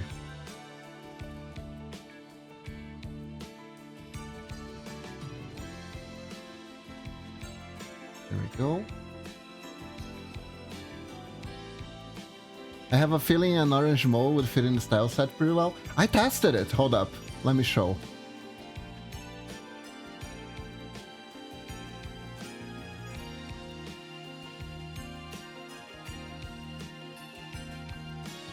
I think the contrast is pretty good.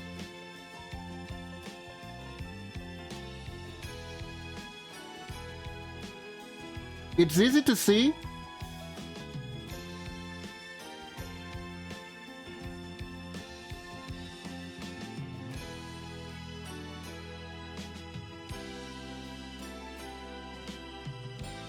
Right?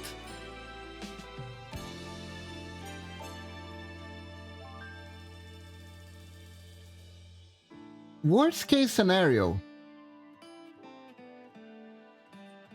Worst case scenario, I can make the rocks a bit paler. We can always like tone back on the colors. But I think they fit pretty well. I think they fit pretty well with this. Perfect, I'm hyped for the next demo already. Nice.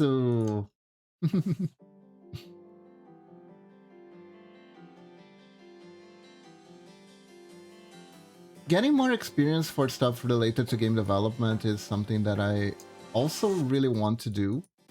So Demi's commission was pretty perfect, pretty spot on.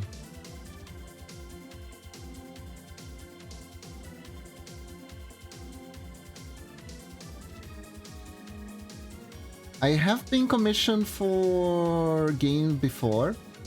Cutie Kitty, who appears every so often here on the channel, is making her game with a character that I made. It's crazy for me. Someday he was just like, I made a game, wanna try? That is cool. That is cool. Honestly, that is awesome. That is awesome. That kind of impetus is very good. It's very good. And honestly, they say that if you want to get into making games, the best thing you can do is to just make something that feels and controls like it's fun, right? And you can gain experience from there. So I think Demi is like on a really good path for learning a lot.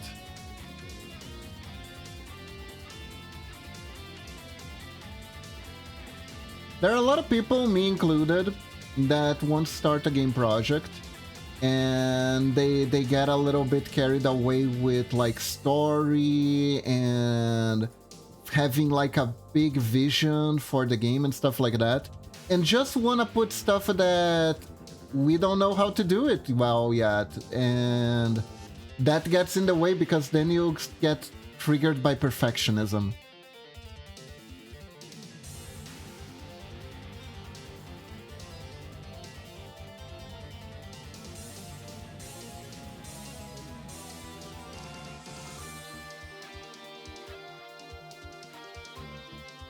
Exactly, he's doing great and probably grow. Yeah, me too, me too. And it kind of makes sense, right? Because he does a lot of DMing. So when you when you DM, you're practically building a game for other people already. You're just not programming it, right? The main thing about being the DM of an RPG is that you're basically doing the job of the computer that the computer would do in an RPG game. So it kind of gives you experience to do this sort of stuff, right?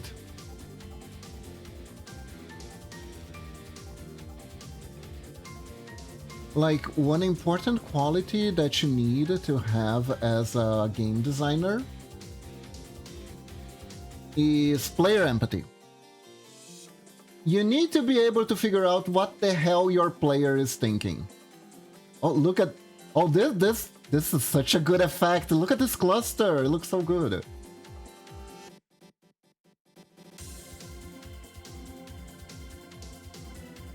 At risk of sounding arrogant, I think the cluster looks pretty good.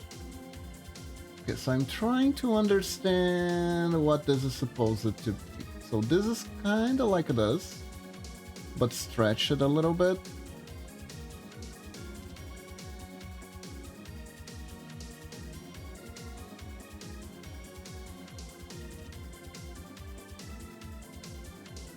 This is absolutely a trust the process moment. Okay, so I just want to compare. Yeah, this one is unique. This one is unique. Because some of these pieces are meant to like fit a specific mode, so I have to take care.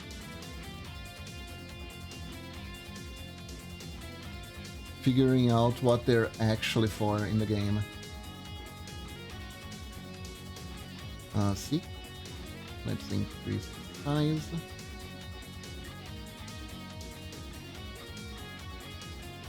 But I think this one is unique.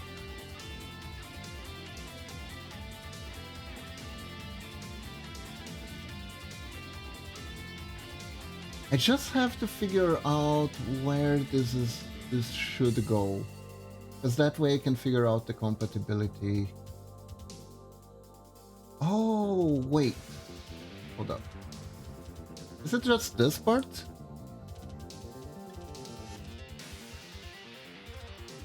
No, it's different. Good.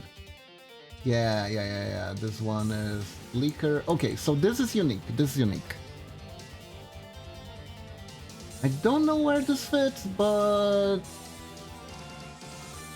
Well, I might need to change this a little bit once Demi tests it. So for now, I'm gonna make the design, and we hope for the best that it's gonna fit what I think it's gonna fit. With tile sets, if you're gonna make tile sets for someone, you gotta offer them the ability to ask for revisions. It's unavoidable. 1, 2, 3. Because sometimes you can do everything right, but maybe because of like restrictions in the program or something like that, you might need to cut back a few pixels here and there, so you can never be too sure.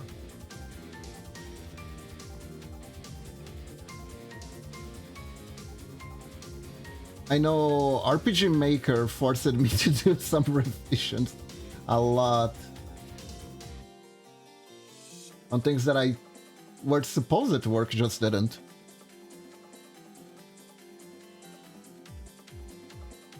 Okay, so I am gonna guess that this is also supposed to fit this panel here. It's either supposed to fit this panel, or maybe it's supposed to fit this one. Not entirely sure.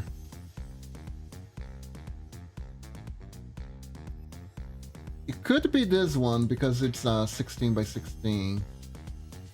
Okay, so my gut is telling me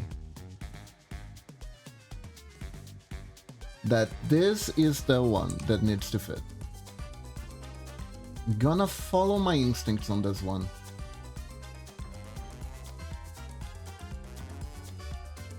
So we're gonna make it work.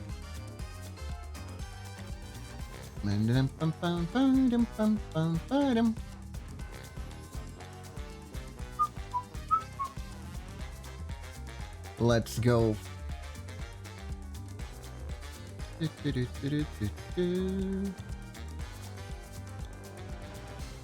But yeah, moral of the story is, if you are watching an anime from 2006 and like they're like, here's a gender issue, let's tackle it, you're just like, oh boy. Just brace yourself. There's nothing, it was already out there. There's nothing else you can do about it.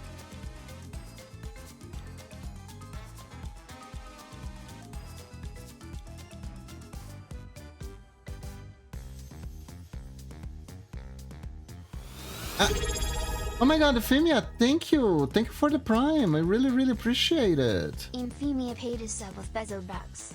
Emote underscore Cubot deal. I really appreciate for the support, thank you very much.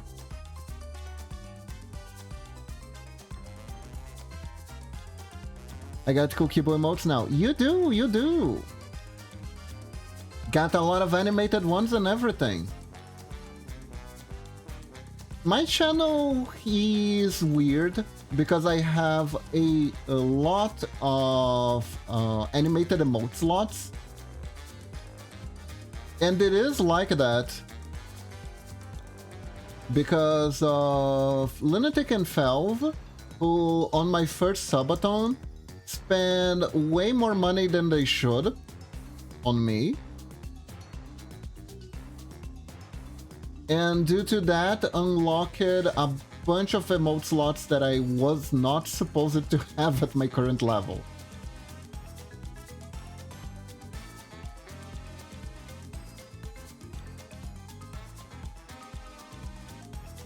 So it's very much thanks to them. Yeah, that I'm really proud of that one. That one's pretty fun. I need to do more. I need to do more emotes for you guys. There are some that are very old. They need an update.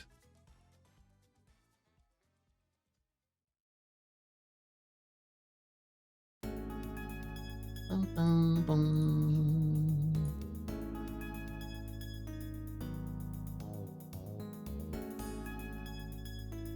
Okay. And like this. And needs to fit, I think, this one.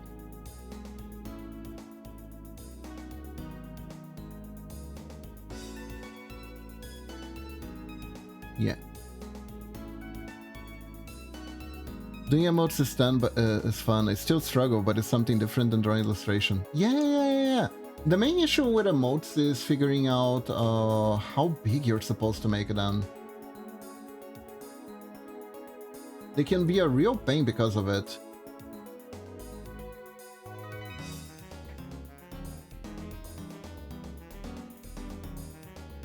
Like optimizing for it. I have ones that aren't like very optimized. Sometimes you think of a really good idea, you make an emote, the art looks really good, but then you turn it to emote and it's like, oh, I can't see this. Let's see, I think there was one emote that's still here that I kind of want to redo because of that.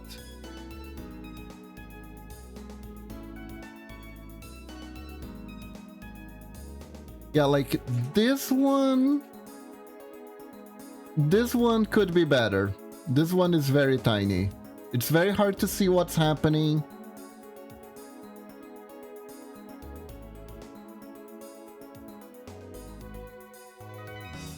I did clean most of them out though. I did clean most of the ones that weren't very clear, I think.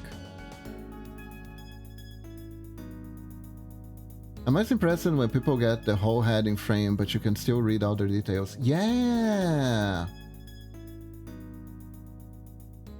It is pretty impressive, yes, yes, yes.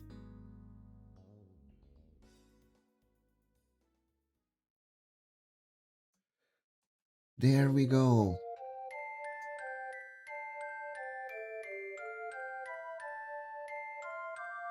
Hmm? Wait. Huh. Hold up.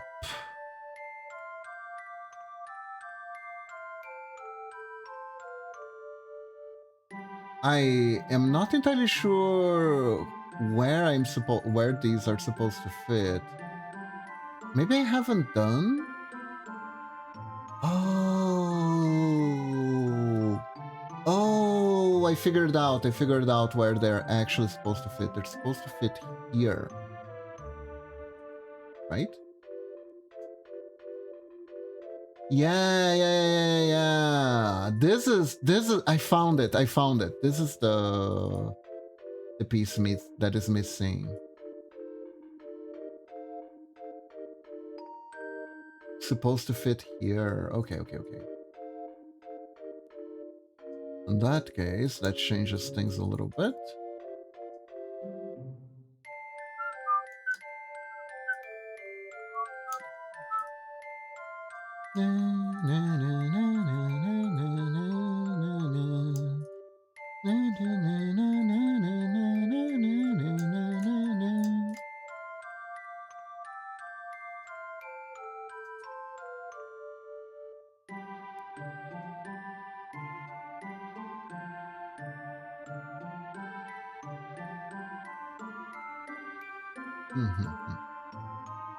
Okay. Oh, this combo. I like this combo very much. But someone figured out a different combo.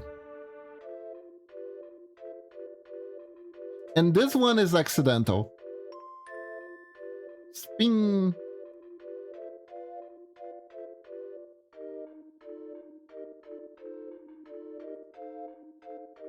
It synchronized it perfectly, completely by accident.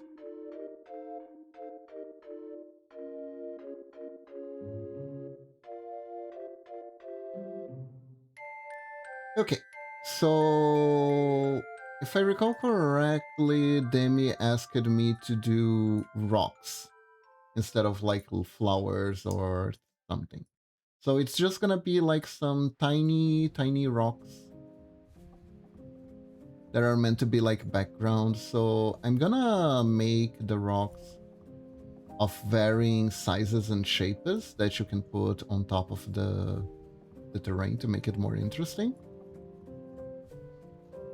So for here, let's make a group of rocks.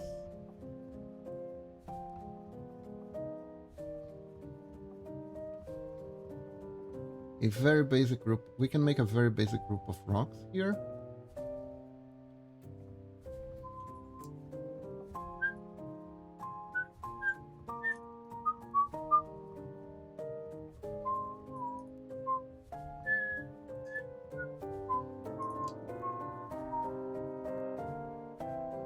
Like this.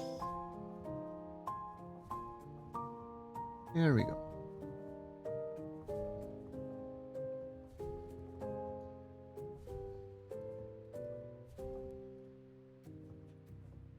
Going back to lurk, you have to sketch some ideas before you forget then. Alright, Amphimia, have a good lurk, have a good time working.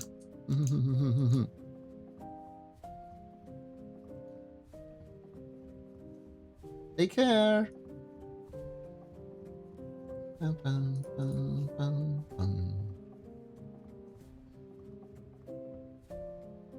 I like the vibe of art streams where you work together with the person you are watching.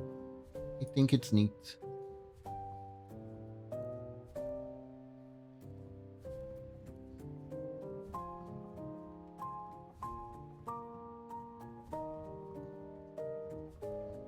It's like everyone is being productive together.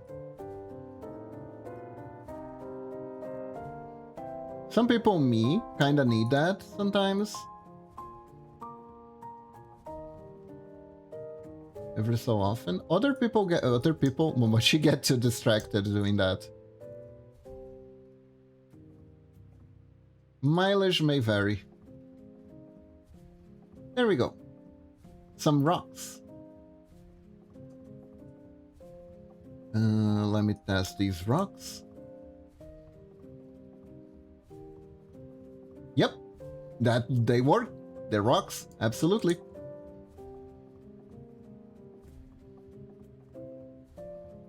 Now I'm gonna make some different rocks.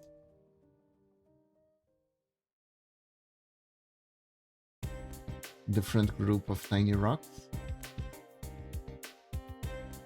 Gonna make them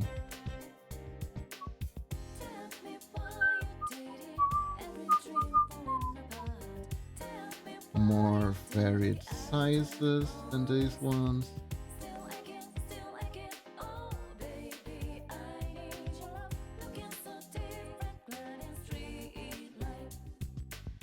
Heartbeat, heartbreak, it keeps on coming.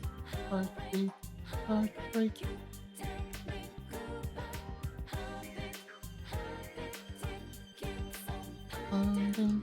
It keeps on pounding or keeps on coming. I'm not entirely sure.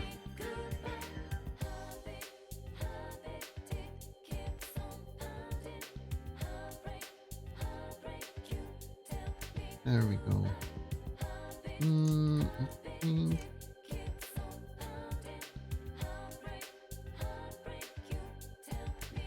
There we go. Another differently allocated group of rocks.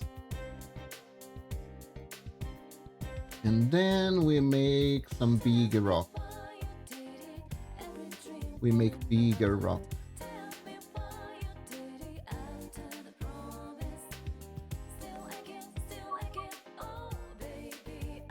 We're gonna make some big rock variants.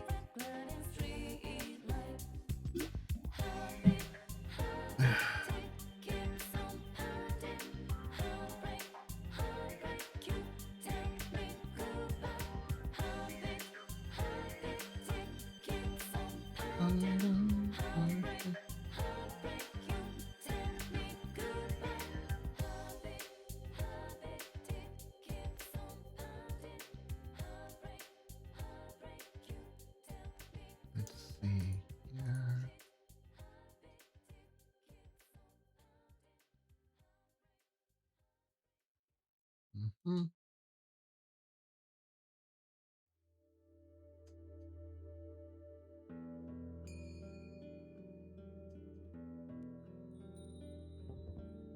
Maybe like this.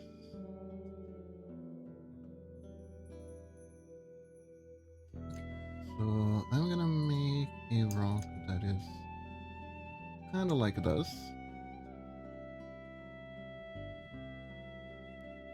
Now we do this here.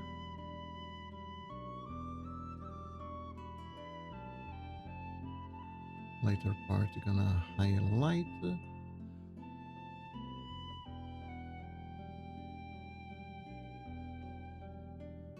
Parts of the rock that I want to. I think I want to do something like this. And maybe a little thing like this. And then we do this. This.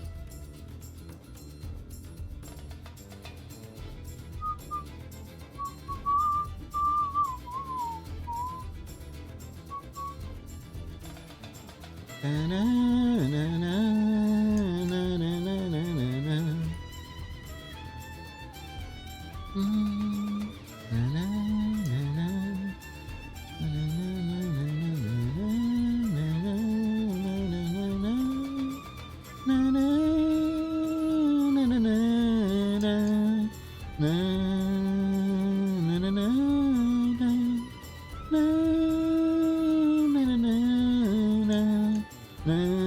na, na, na, na, na.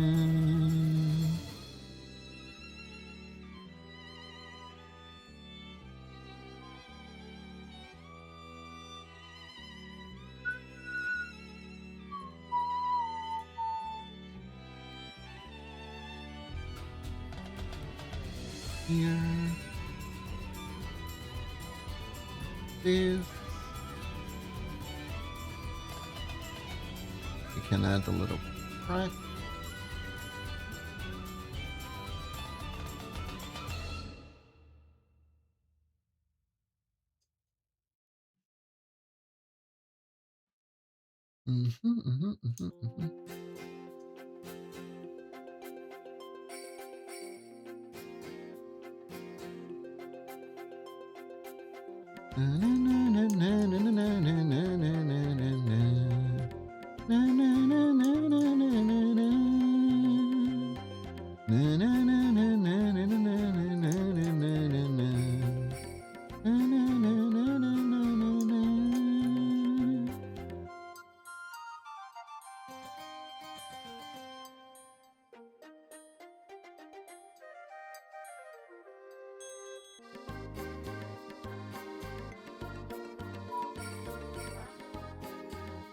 There we go.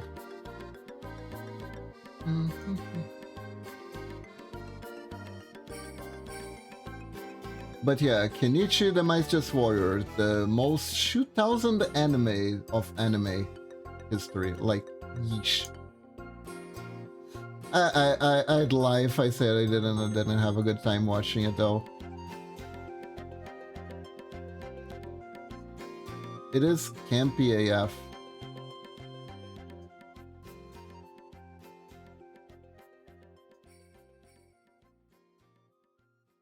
One thing that I thought was like one of the most fun parts about the anime though is that it, while being complete bullshit, it does try to drop some water sparkles of knowledge about martial arts here and there. Because I think it like has actual martial arts movements. Now, you may argue if that is a good thing or a bad thing all day, because clearly this show is not very realistic, so putting... I don't know if putting stuff that is actually true in it just makes it worse for the person who might think they will gain super anime powers from learning martial arts. Like beating 10 guys at once or fighting sharks, you know. You know, there's a whole episode dedicated to shark fighting, don't worry about that.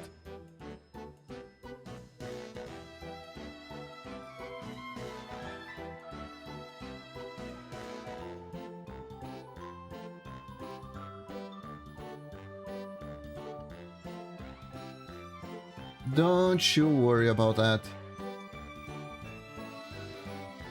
If you were worried about that, don't be.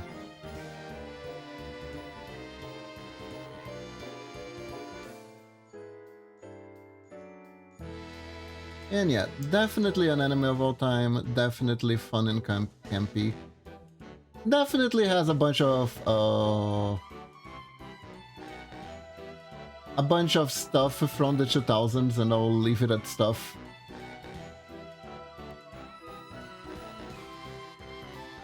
That it's not the best, it's mostly well-intentioned though. The main thing about fanservice in anime is that it mostly spurns from literal arms race to keep readers continue reading your stories.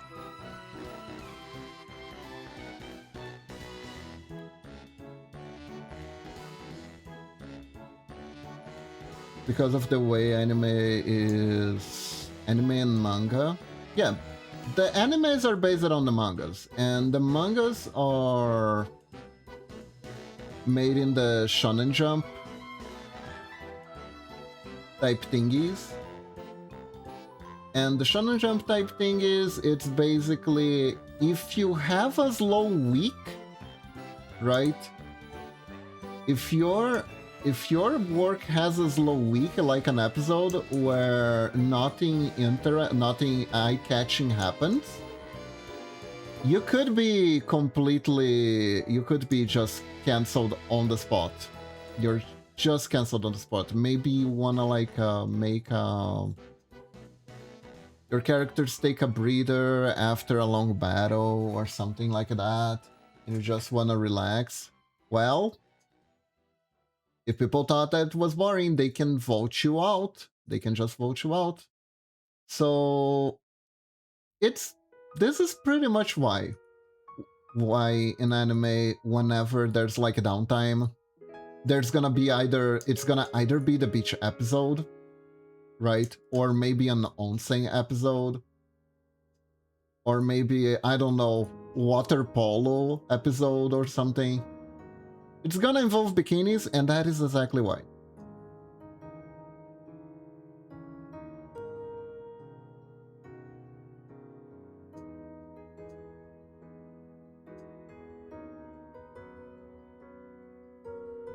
There we go, we made some rocks. I think I want the light on this to be a bit more nuanced here.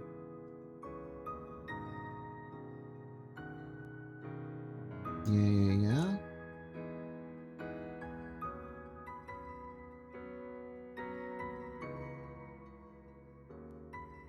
There we go.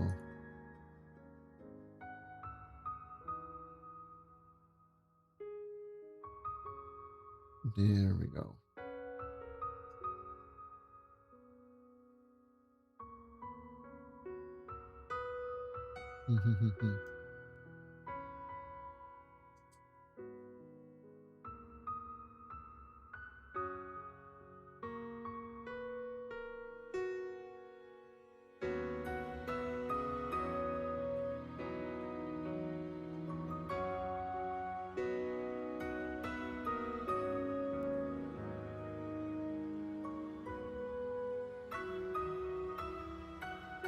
Yeah? It's a big rock, but it's backdrop. Maybe I could make the rocks a little bit paler compared to the others to make sure they're considered in the foreground, but we're gonna probably need to test this first a little bit more. And we can figure that out. So this is a bunch of rocks. Let's make a different bunch of rocks.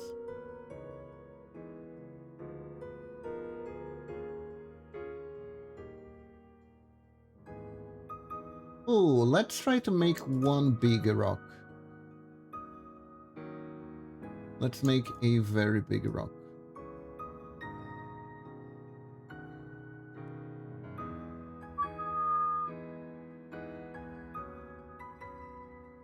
Let's see if we can make a really big rock.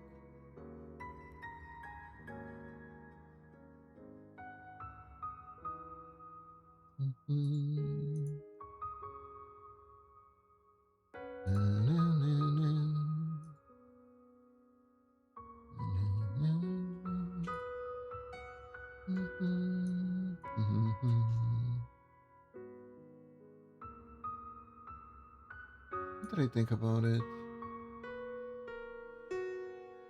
We do have a few interesting examples here. We can make a spiky rock later. Hey cutie kitty! Boop! Ah, been booped! How are you doing? Welcome to the stream. I'm making rocks. Hope you're doing good.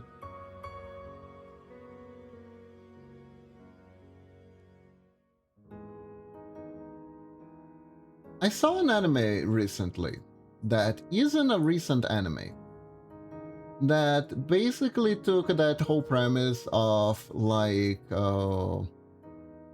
the character that gets kicked out from an important group and starts going on its own adventure, right?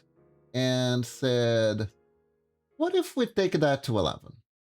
What if instead of having one guy that's kicked out from the hero party, we just have an entire party? Making them cold rock hard rocks? Exactly. You know it, kitty kitty. We're rocking today. We're at the Hard Rock Cafe today.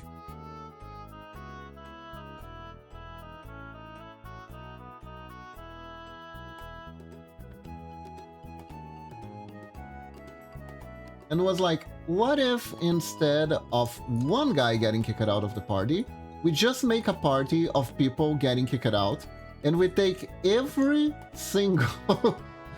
So they took like every single plot thread where that happens. The boulder is no longer conflicted.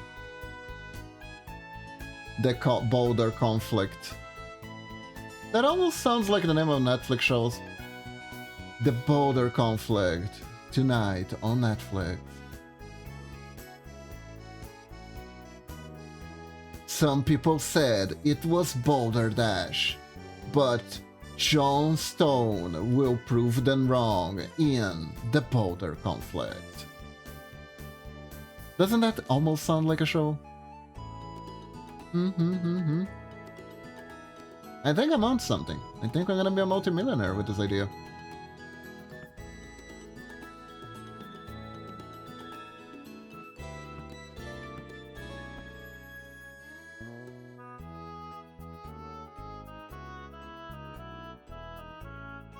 Yep. But yeah,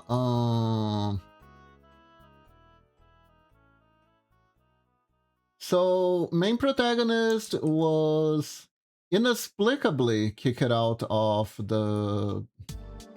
his guild by the guild leader, who pretty much raised him from orphanhood. And then he was just like, you know what? I don't think you actually fit to be a hero. Get the fuck out of here.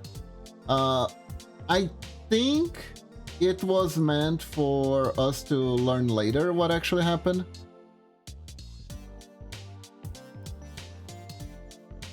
Is it from Avatar: The Last Airbender? No, this is a tile set that I'm making for Demi. Demi's gonna make a game starring this little mole. Look at this cutie.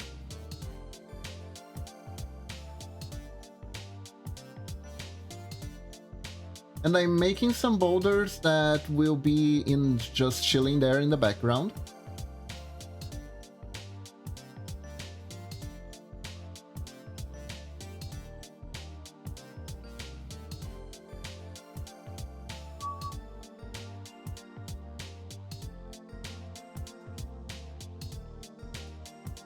And yeah.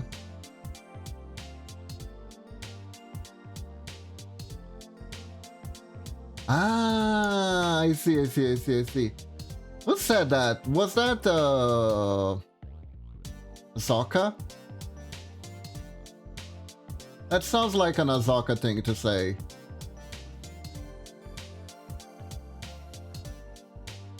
It's been a while since I watched the Avatar: The Last Airbender. Good show, though. I remember watching it fully during sick days. I take sick days to watch media that I didn't watch when I should have watched it.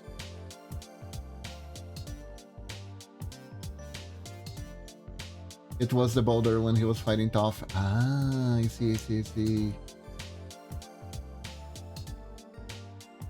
Honestly, writing advice YouTubers made me watch Avatar: The Last Airbender. I remember I didn't really understand what was going on when it was airing it.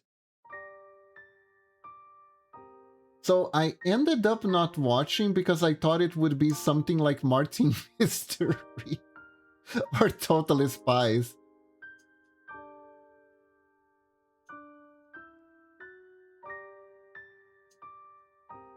I am very sorry for ever comparing Avatar The Last Airbender with freaking Martin Mystery and Totally Spies, by the way. Because, oh boy, was it nothing like it.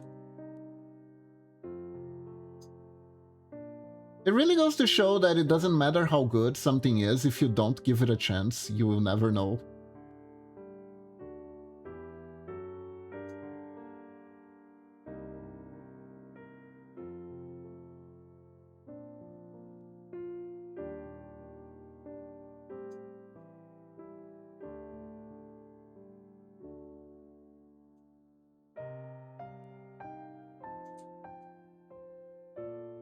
But like every channel, every writing advice channel was like, and then they did it right in Avatar The Last Airbender, and then they did it right in Avatar The Last Airbender, and then they did it right in Avatar The Last Airbender. It is so highly regarded that if I was the creator, I would actually be a little bit scared of ever doing anything again.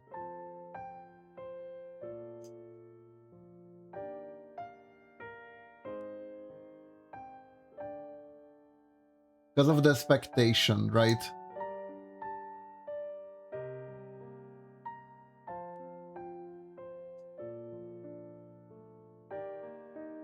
I remember during a sick day, I watched the entirety of She-Ra and the Princess of Power. I thought it was alright.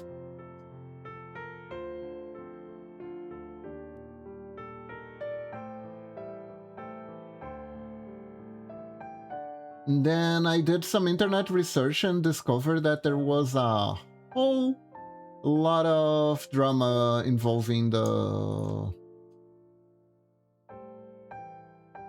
fan base and certain decisions towards the end of the show.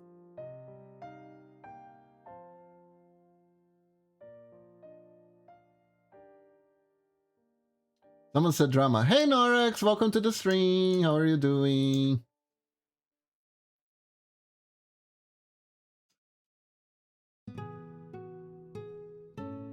I have been summoned.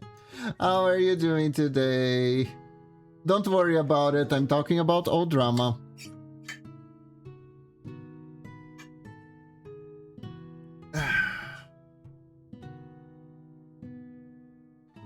Can you believe that people had different visions and opinions about a piece of media that was released a while ago? I know, it never happens. It never happens. So shocking. Yeah, I know. And they said they didn't agree, and people would not agree with each other on the internet. Can you imagine people not agreeing with each other on the internet? That is wild.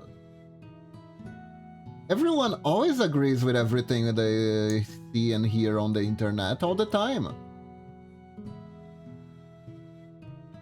Which is sometimes true, but only when they see and hear the first thing.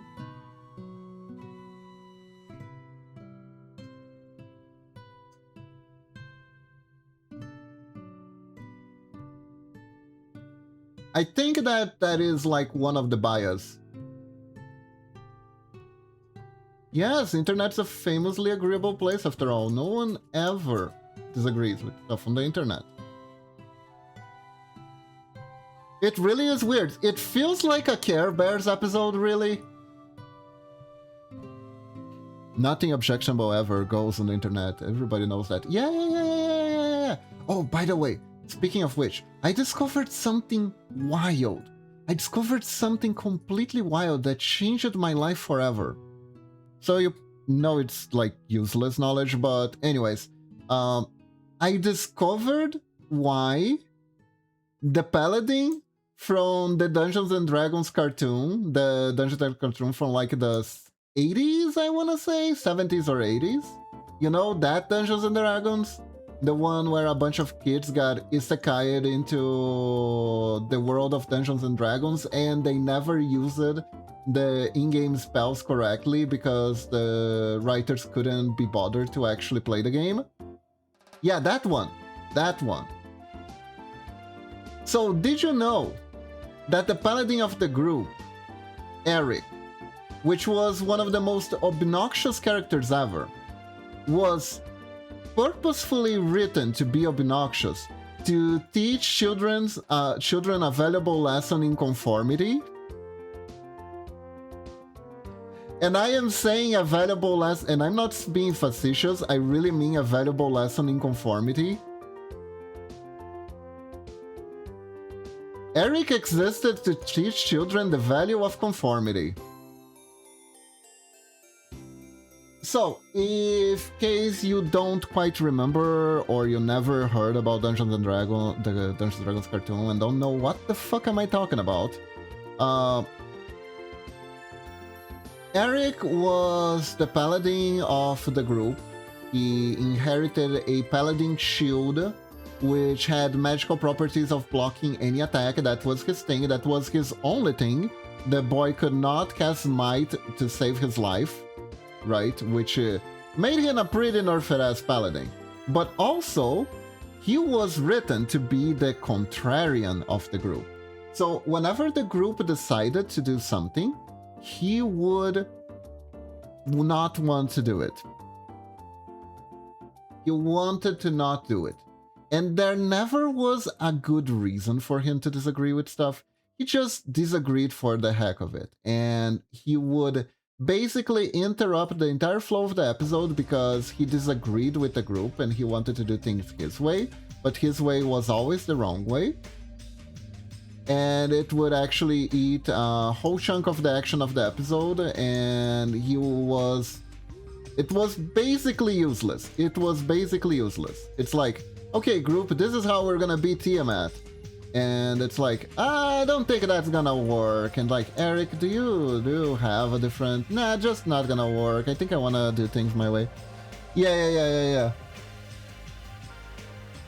Value of compromise and not being an absolute prick. Exactly. He was turned up to 11 though, because apparently the message that the TV station wants to pass like valuable life messages to the children who were watching these things, and the valuable message that they wanted to convey with the character was always listen and go with what the group says, which is a very important message that at all did not play a role in increasing gang violence at all. I'm not saying it actually did. I'm being very facetious at the moment. But anyways.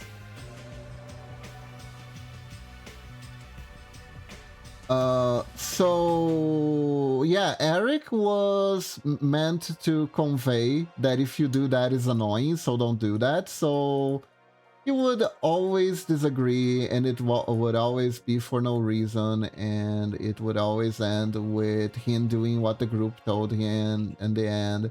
And it's a valuable lesson that he's gonna forget by the next episode, because we need to do these episodically and we can't have character development here actually.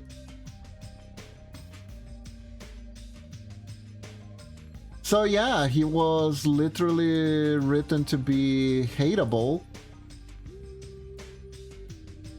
for this. One reason only, and for not even necessarily a very good moral.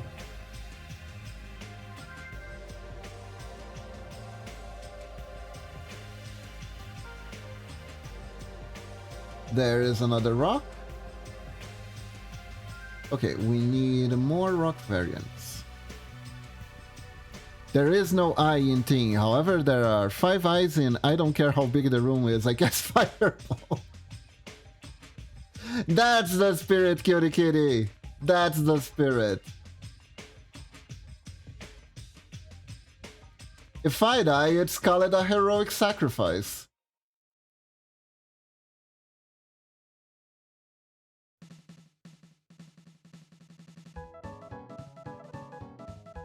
The whole goal is to defeat the big bad in the end, right? I am a wizard. I'm sure you'll. Yeah, I can imagine. I can imagine. I hear that's the modus operandi.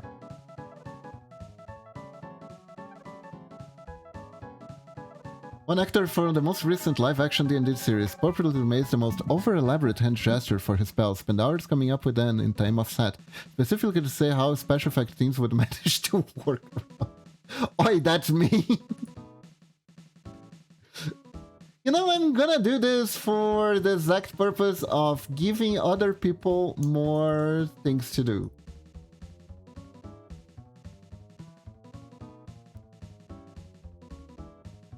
Although at the same time, he was given then the possibility of being more creative.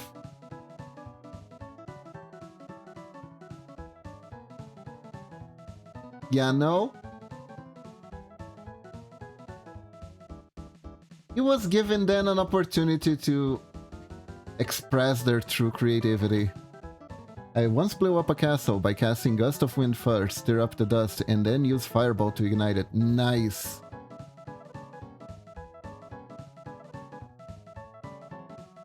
Sounds like a solid plan.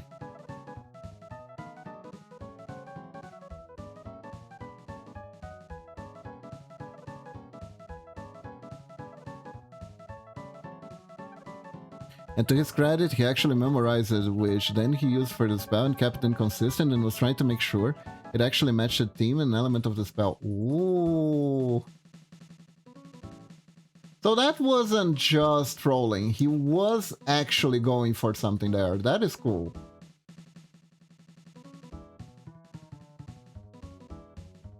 And put a lot of effort into trolling effects wizard. You know what? Fair, fair. I kind of like it. I remember liking. It's the one with the that had the cubes, right? The Jello cubes.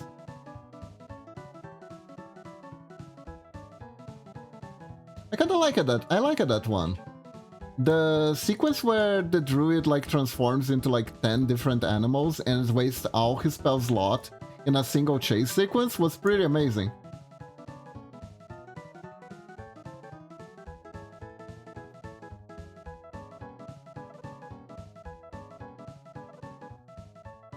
It will surely put a very unrealistic expectation on the class for new players. Classic druid. I remember that the main thing that that movie did is that it sparked a lot of discussion on players about how they would have handled the situation differently with the skill set that the crew had. And honestly, if you made a piece of media that makes people nerd out about it, even if they are criticizing it, I think you did your job right. I honestly think you did your job right.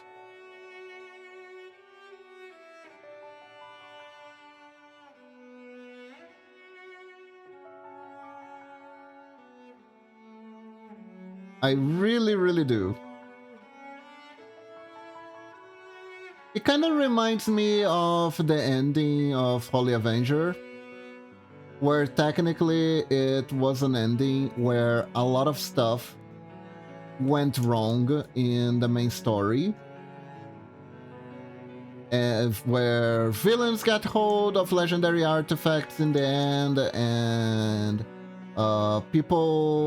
there were people who died, there were people who were unjustly accused of things and stuff like that. And the author's answer to the whole mess that the story ended up ending on was simply, my main thing is making stories for my RPG setting and an RPG system for people to play inside it. If something in the story happened that you didn't like, you could get a group of people and try to play a story where you change the ending. You could play a campaign that happens meanwhile within the events of what happened in the story, and change the outcome yourself. You're more than welcome to do that. I have the character sheets there right here. You can either play as them or use them as NPCs to assist them, and that's what's gonna matter the most, because at the end of the day, this is an RPG. This is not just this isn't like a movie or a set media piece. But people keep their games. They don't have friends. Such is the challenge of role playing. You need a community.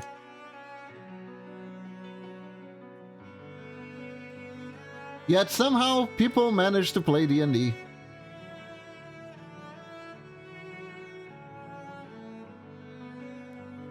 Memes aside, the no friend things is overblown.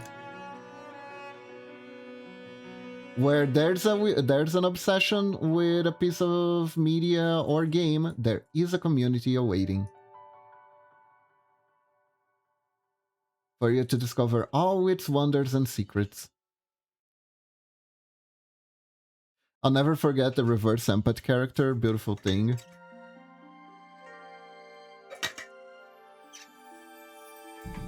Man, speaking of empathy, hold up, how does that work? Shut up. I have a story to tell, but I kinda need to know, what is the reverse empath character? Is it like a character that makes you catch his feelings?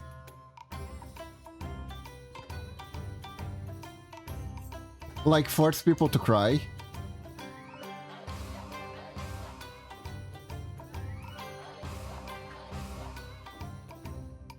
Whatever he's feeling, everyone in a radius around him is forced to feel as well. He was unrelatedly clinically depressed.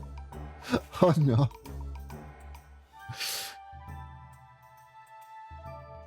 Yo, that is honestly awesome and terrible at the same time. Because he stops being like a great adventurer. He loses all his offensive power if he ever gets healed. Yeah, now that I think about it, hold up. Is this brilliant? Because if you stop to think about it, right. You have a character whose main power is being clinically depressed, and he can weaponize his depression by making his enemies around him feel depressed. So theoretically, the best way his enemies have to defeat him is to therapize him into curing his depression. So you could make a whole show where the villain of the week comes up with a mental wellness, attacks with a mental wellness technique. So you have the mental wellness technique of the week threatening the clinically depressed main character. Oh my god. This is either the dumbest shit ever or the $1,000 idea. The villain of the week just giving him ketamine shenanigans ensue. Yes. Exactly.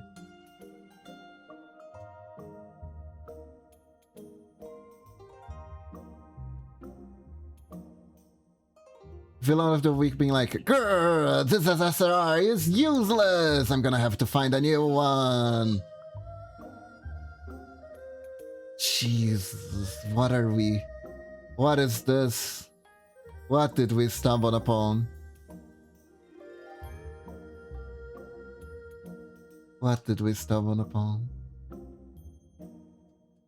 Well.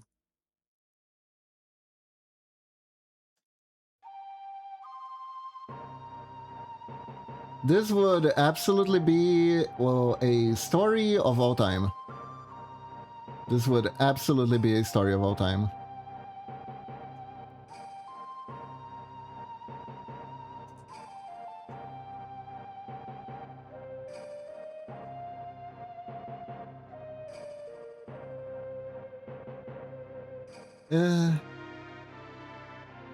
There we go.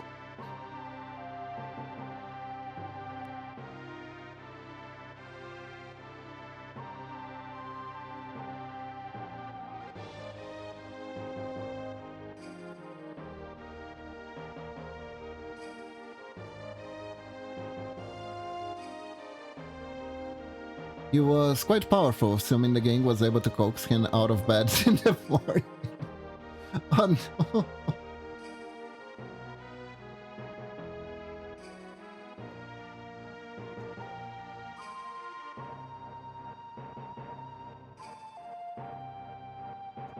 Man, that's one hell of a road where character development would actually make you weaker, huh?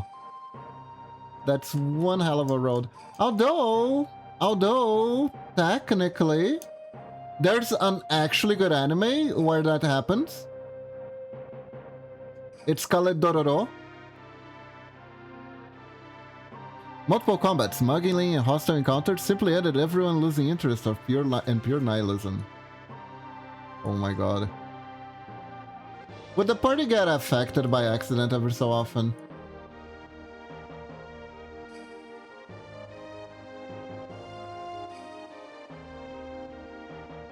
I remember there was a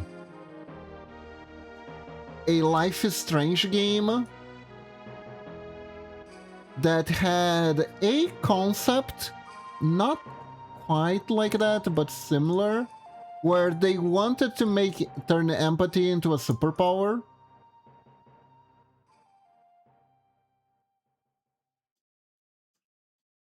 Basically, the girl in the story, I think the internet historian made a video riffing it. That's how I know. Where basically the girl had empathy fueled powers.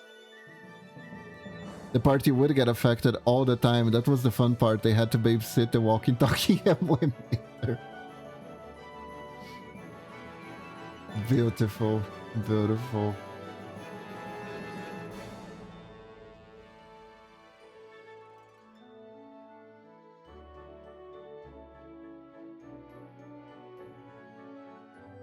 That is glorious, actually.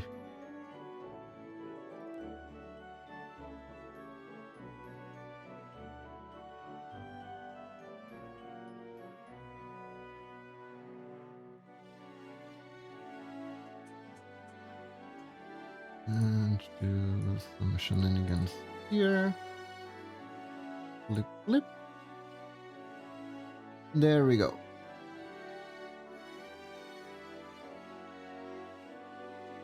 I could make like a third boulder, tiny boulder here.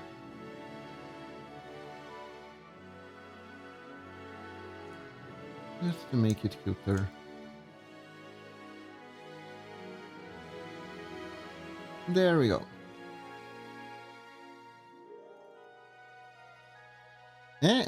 That's a pretty nice looking boulder. And now we need to do some spikes. Retractable spikes. So then we want functionally the same, so I think I should make it in a different color than the rocks.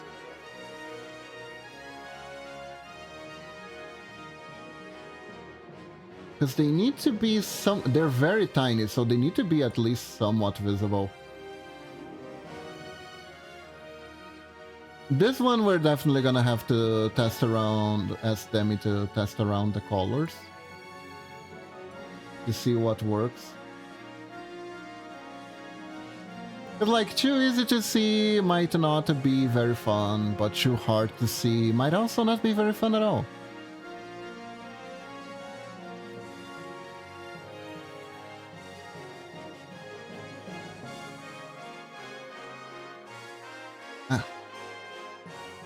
Right.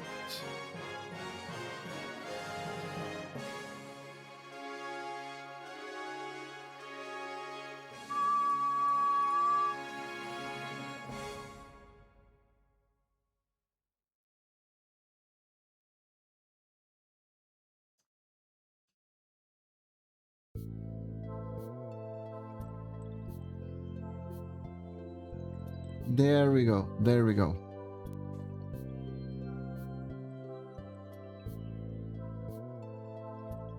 I completely forgot where I was going with the conversation, but it's completely fine. I love loopy character ideas for RPGs. It's always fun when you're able to play them properly, too.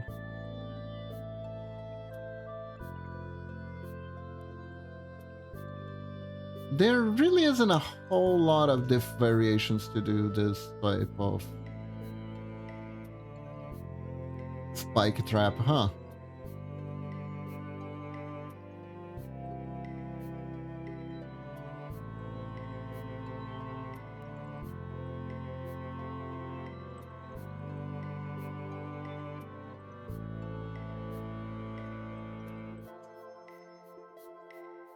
I don't want to use this exact shape out of principle, mostly.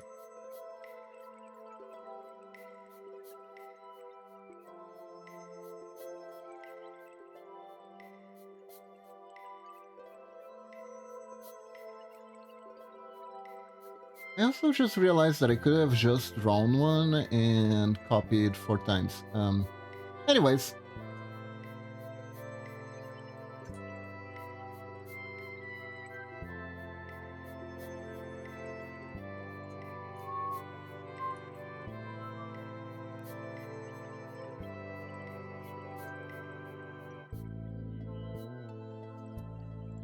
Doesn't look super sharp, does it?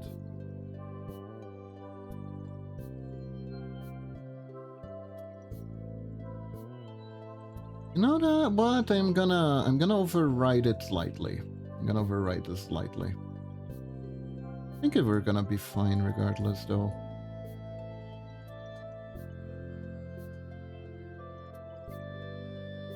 So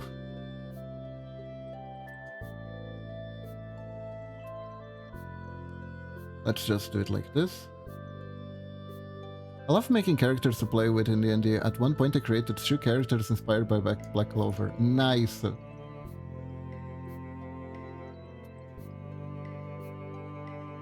I remember Momochi could not watch Black Clover at all. The voice actor was too good at making the main character's voice annoying when he yells. Yeah, too much screaming. Too much screaming.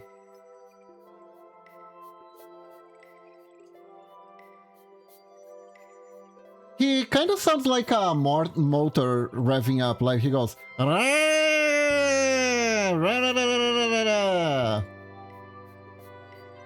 It's very unique.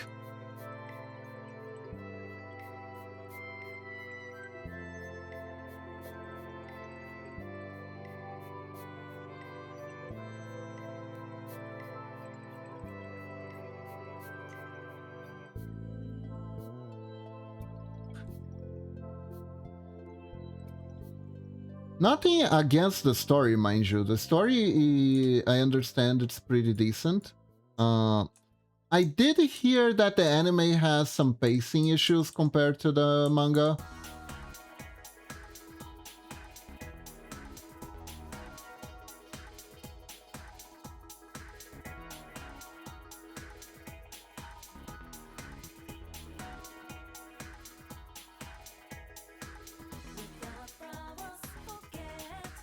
There we go. Some nice spikes.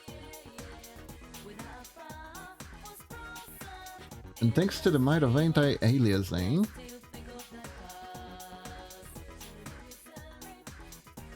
those are some sharp tips.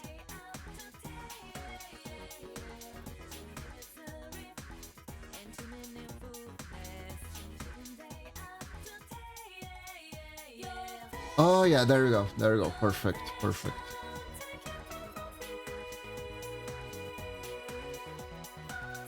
Perfection.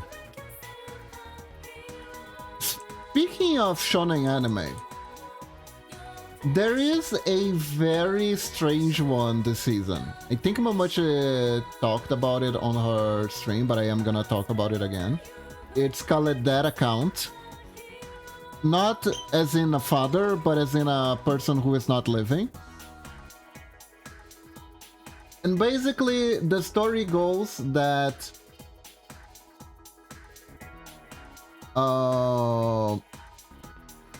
there is a new type of, thanks to the advancements of modern technology, a new type of yokai now exists, a new type of ghost, a new type of apparition. For you see, because humans put a lot of time and effort and emotions online, when a human dies, the ghosts may now attach themselves to their literal dead accounts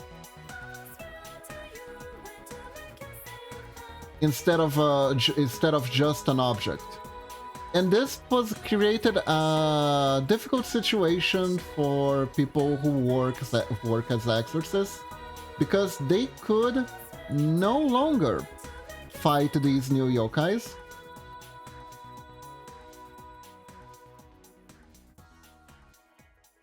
So, in order to defeat them,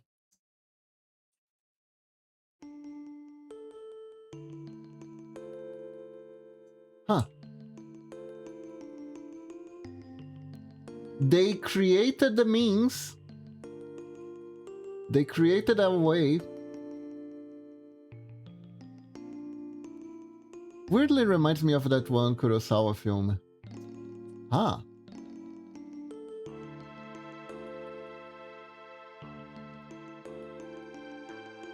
Let me test something here real quick. Need to try to figure out the intent of this sometimes. So this isn't the one that fits. This is the one that fits.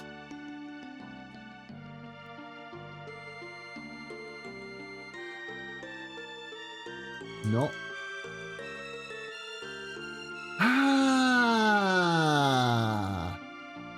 This is the one that fits, right?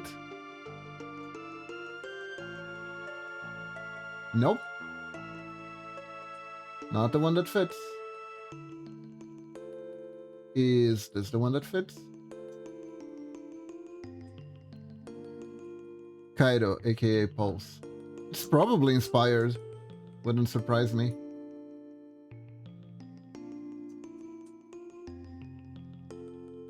Huh. That's weird. One of these pieces is supposed to fit here, I'm sure.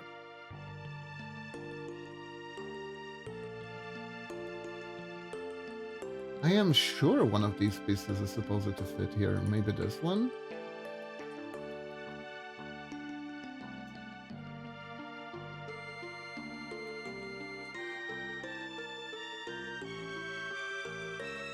That's weird. Is this tile set not well made? Was this supposed to fit something and it doesn't? Because it's supposed to be like a ditch, right? This looks like it's supposed to be a ditch.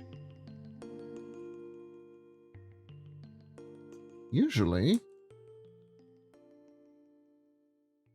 Either this one or this one would fit here.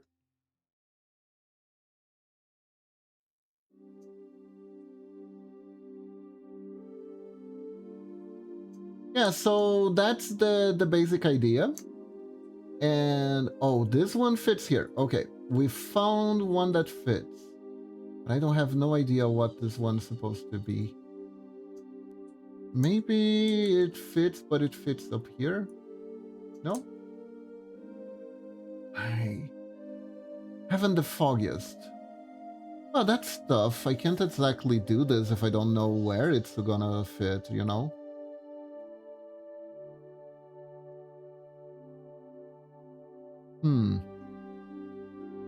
But yeah, so you have the net accounts and you have people who act as exorcists trying to cleanse this new age problem of the paranormal.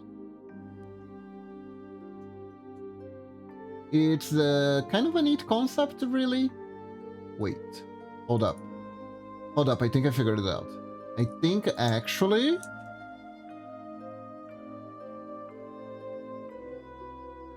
yes, this is what fits. This is what fits here. Okay, we figured it out. Now that we figured it out, it makes it easier because I know where where this is supposed to connect.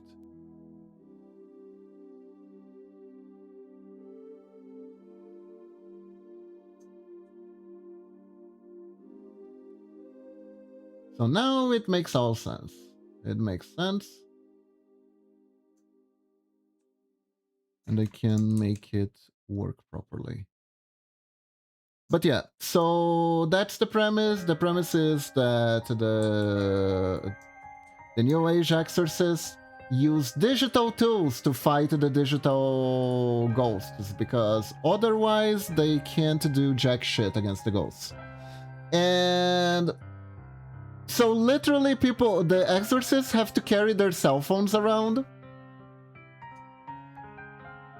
and they draw the power from their internet personas to fight the ghosts. And usually, honestly, I am the first person to say that this type of stuff is kind of cringy, right? Okay, the only part that reminds me of Cairo is the digital ghost. Yeah, pretty much. Now, usually I'm the first to tell you that this type of stuff is kind of cringy. I never really like too much when they try to incorporate stuff like social media and content creation in anime. There's like a partially, I feel like sometimes it's to either rose-tinted glasses or it just looks weird. But then again, I am thinking about that VTuber anime, and that VTuber anime was like, oh boy, was it its own thing? Absolutely. It certainly was a thing of all times, that the VTuber anime. But this one is funny. The main protagonist is used to run a rage bait channel where he would start beef with other content creators, go to their houses, beat them up, then upload videos of the beatdown of other content creators. And everyone hated him but watched his videos, and he was essentially making a living out of rage baiting people into clicking to watch his videos. But again, the anime doesn't really want to have a protagonist that is an absolute total scumbag. So guys, he totally was doing that because his sister was really sick, and she could only be cured by the very unaffordable healthcare system of the USA. So he needed the views, guys. He really needed the views. And when he wakes up, he awakens his digital exorcist powers.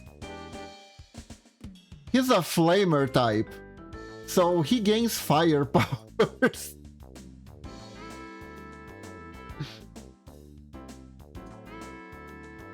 Meanwhile, his rival,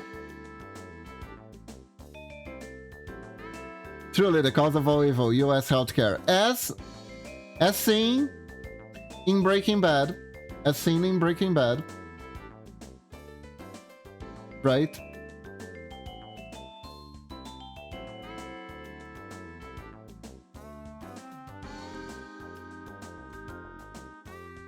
So his main rival in the show is a Reddit moderator, a Reddit/Twitter moderator, and his main power is a literal banhammer.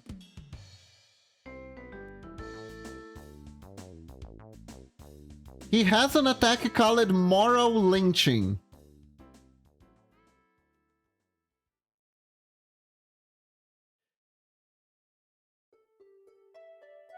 And it's just ludicrous. It's a completely ridiculous concept.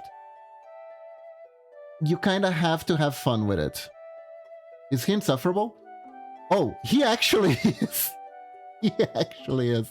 Like, he actually curses all the time, way more than the protagonist. And every time he curses, go like, oops, sorry, I said a bad word, my bad. And then immediately goes on to judge someone else.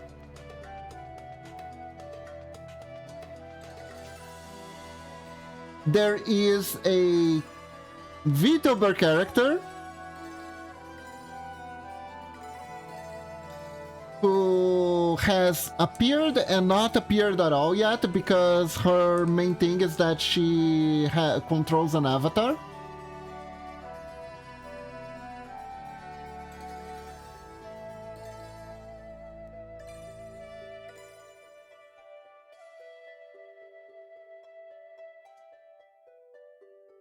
Her thing is that she has like a cute chibi avatar, and I think she uses the chibi avatar to channel her powers, so she never shows up because she's really shy.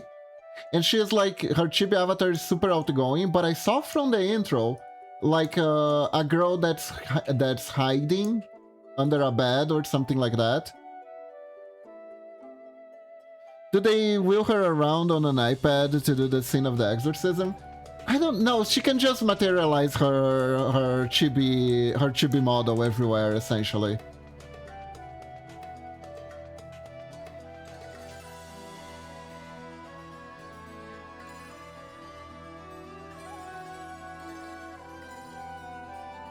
She just has a chibi model that goes everywhere. For her, because she's always hiding in her room, apparently.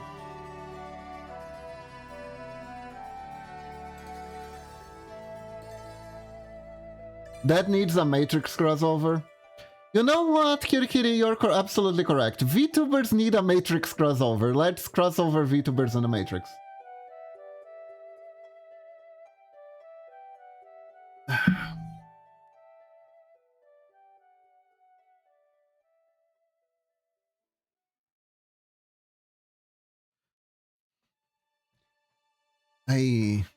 I don't know why I just imagine. I know it's not a VTuber, but I just imagine Mr. Beast as Mr. Smith just going up to other YouTubers, attacking them with the hand thing and transforming them into Mr. Beast clones. You know? I don't know why, but I just had that image in my head right now. Suddenly I'm a lot less opposed to AR glasses. Man, remember when AR was like the big thing? It was such the big thing that there was an entire season of Yu-Gi-Oh! Based on it. And it was the worst season too!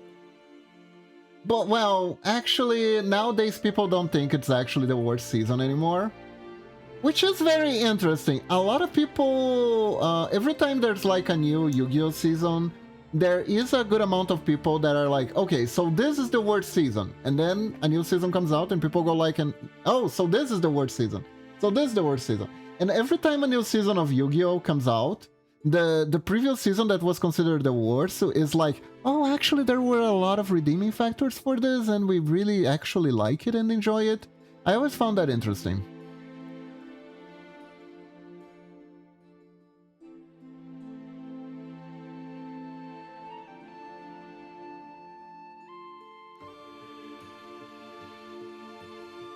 That is a thing that happens surprisingly a lot. Yeah, I'm curious.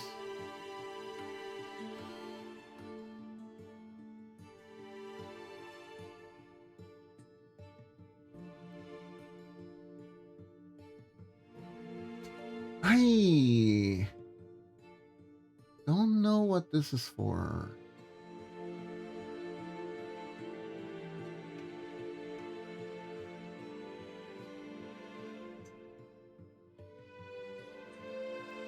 The Star Wars prequels would like a word. Yeah, it's the same effect. It is the same effect, actually.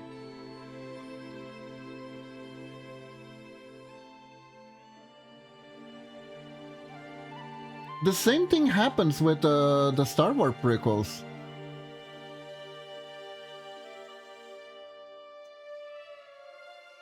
It's kind of weird. It's kind of weird that people do that.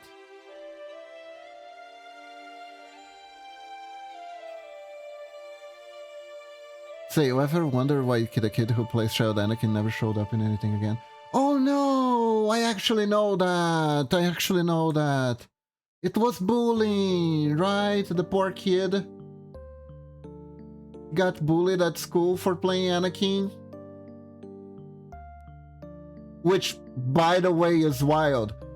People teasing a kid for being in a movie that's like, oh my, that's like such a cool thing. But instead people are like, ugh, you played Anakin in a movie, ugh. That is so wild.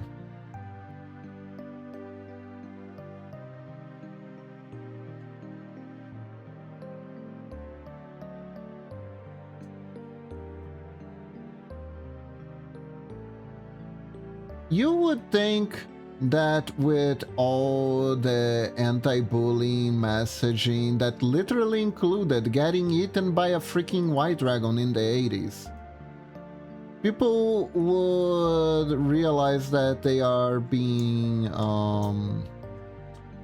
they're acting like those characters, but no. Around the time he entered college, he developed schizophrenia or paranoid delusions, eventually got arrested in jail for leading cops on high-speed chases. Oh no.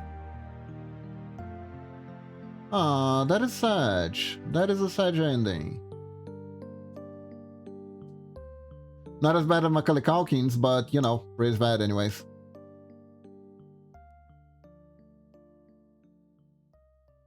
I hope he turned it around. Poor fucking guy, indeed.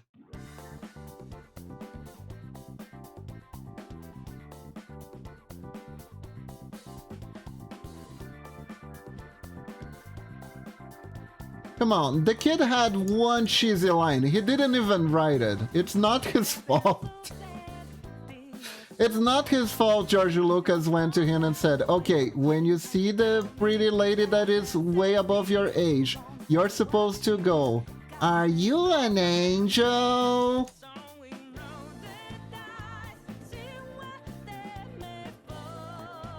Can you do that, kid? Little did he know it would seal his fate.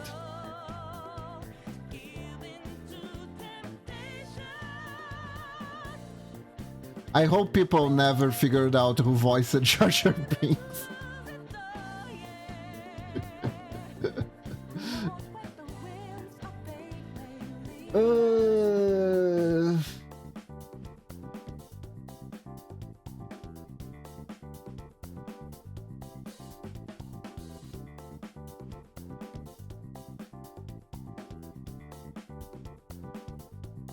Like, yeesh.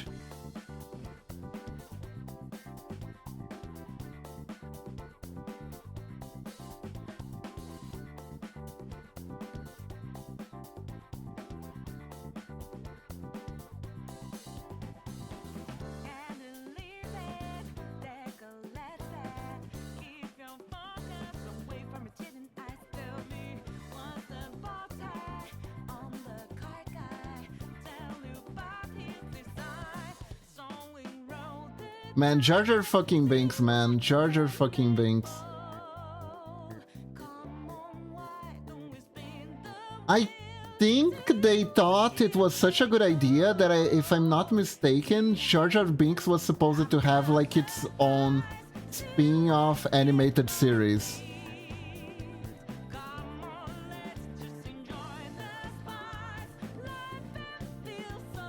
And also, I can't exactly confirm, but apparently, the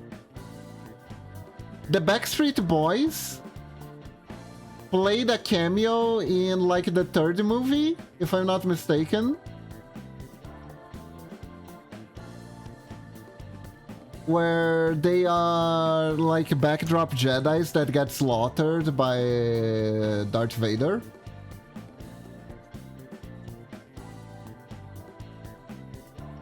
Or something like that. I don't know if that is 100% accurate, but that's what I heard.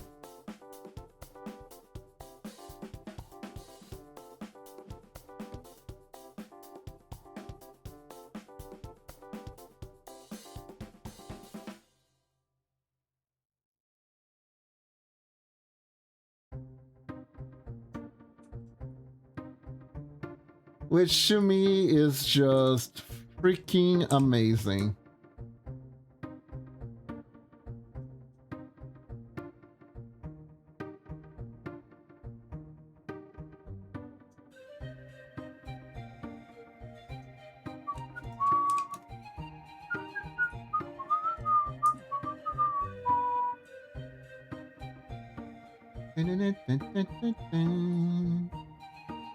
Hey, nice.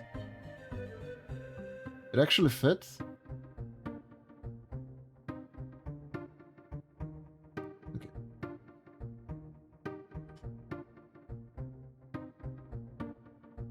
Go.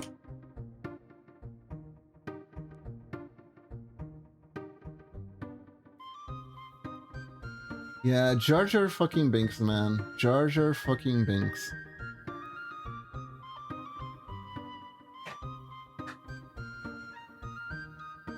Okay, and this one... I have no idea what this piece is supposed to be.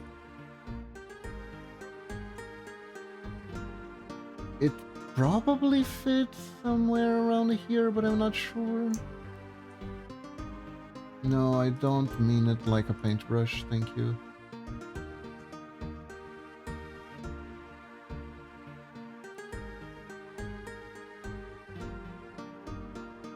No.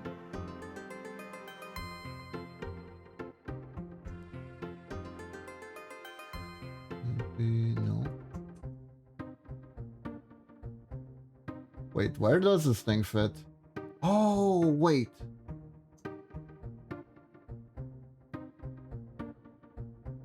Nope. Ah, found it.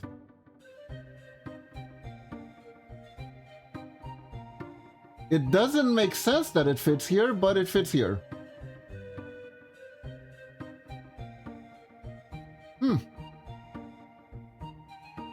Weird.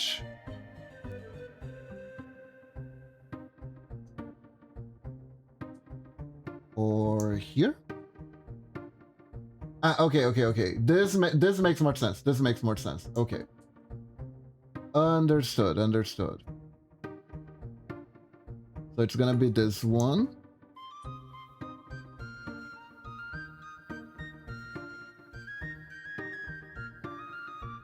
And I will never, ever forget that Momochi told me when we were first going out that she said I look like a Star Wars nerd. I will never forget that.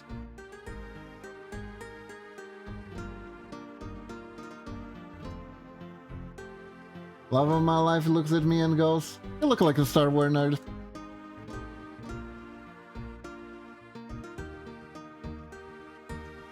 Which, by the way, was not necessarily a positive thing, as Momochi didn't really like Star Wars that much. And then she marries you. Yeah, no. It is amazing. It is amazing. It's like... We had a first... We talked online. We had a first date. After the first date, she rejects me. But we stay in touch. We get into a sort of a situationship. And then we got married. Simple.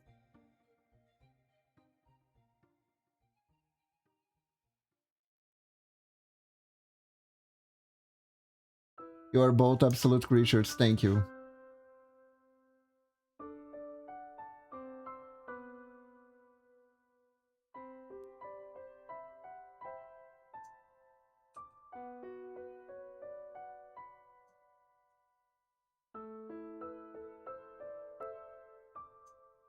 We try.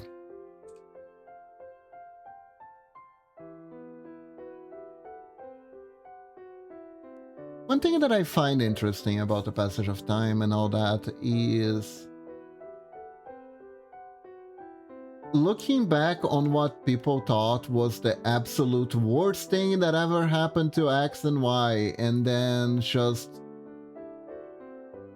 people backtracking entirely and being like, actually, this is very beloved. Actually, I really like this. Actually, this is really good.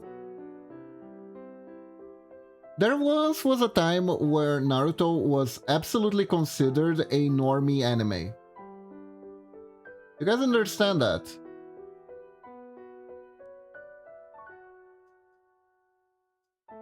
In its time, in the prime of its popularity, animes like Dragon Ball Z, Bleach, and Naruto were considered normie anime.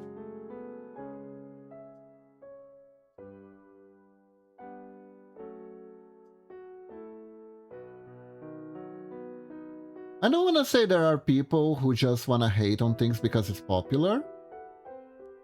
No, I am lied. I absolutely want to say that there are people who want to hate on things because they think it's popular. I absolutely lied, and I absolutely want to say that.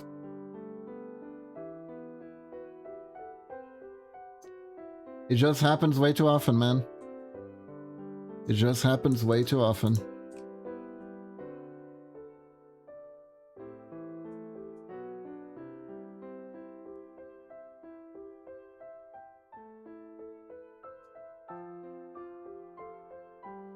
Okay. Did we do it?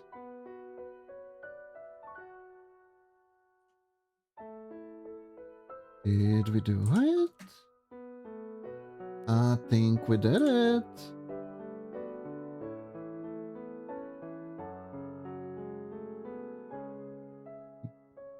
Yeah, we made everything that was compatible. We did it. Oh, I finished the tile set.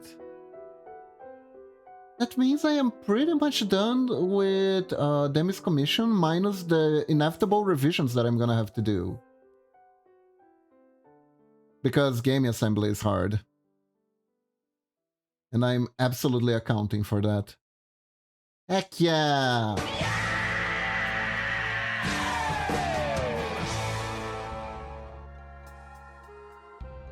Now, what do you think of this floaty feather animation?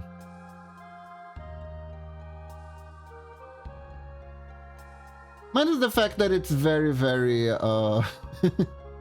hyperactive.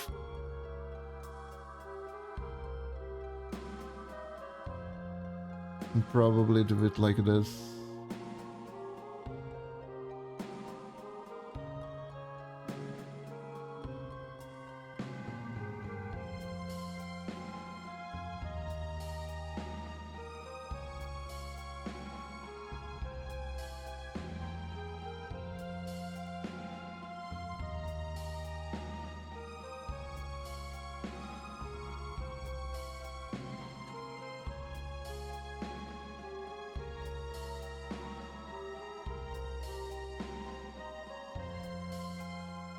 There we go.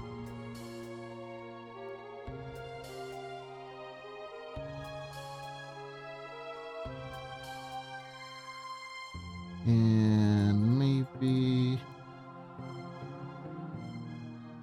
make it like this.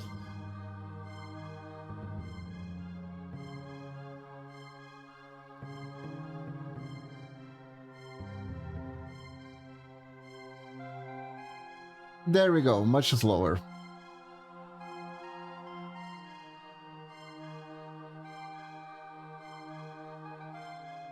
Could also make it go higher in the peaks of the animation. Like this. Oh, hold up. I think I have an idea. Then this one is still high.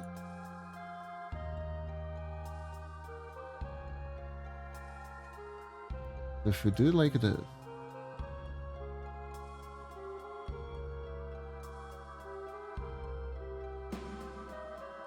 And then we make this one high, but this one low. And we make this one high and this one low.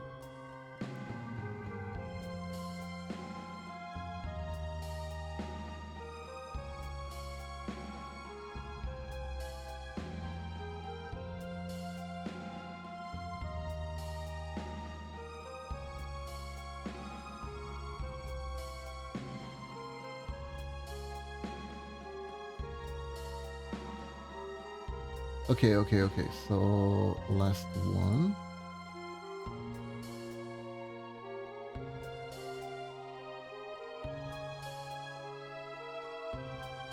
Right. So this one like this. Then we lower this one. Yeah. Goes like this. This one goes down. So it does this.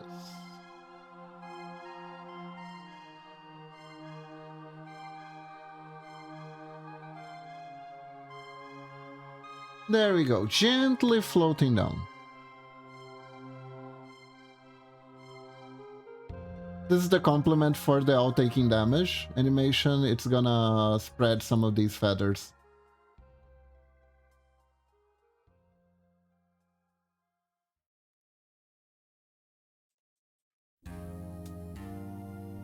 It's an Engyao because it's gonna try to eat the mole. Look at the mole. It's such a cool mole.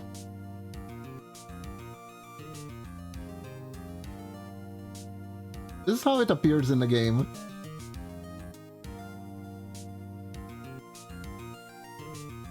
The rat animation isn't really dying, it just digs away.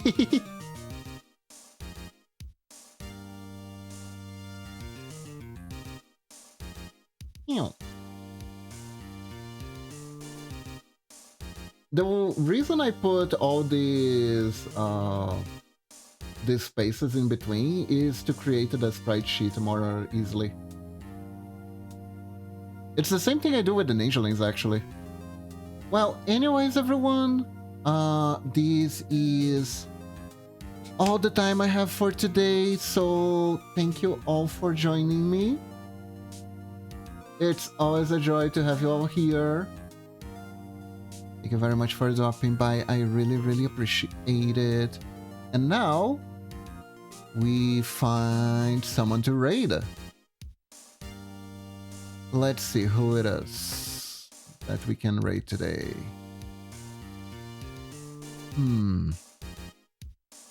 Maybe we go to someone new.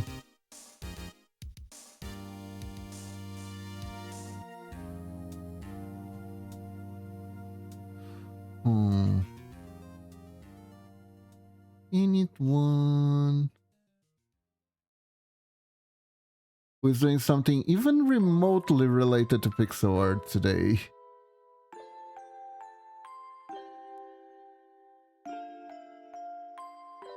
Not on my recommendations. I could just raid nonetheless. That is always an option. Thank you for joining me.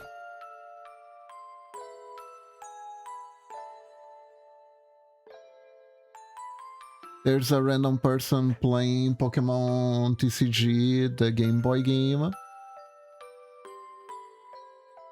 So that's a thing. There is Froyo. Froyo is playing something called In a Barbecue Dream? You know what? I'm curious. Let's go to Froyo. So, once again, everyone, thank you all very much for joining me. I hope you all have a wonderful day or night. Stay awesome. And remember, when in doubt, when you think you can do it, just think like a ninja. And sure you can. So, bye-bye, everyone. Thank you for joining me. Bye-bye. See ya. Bye-bye.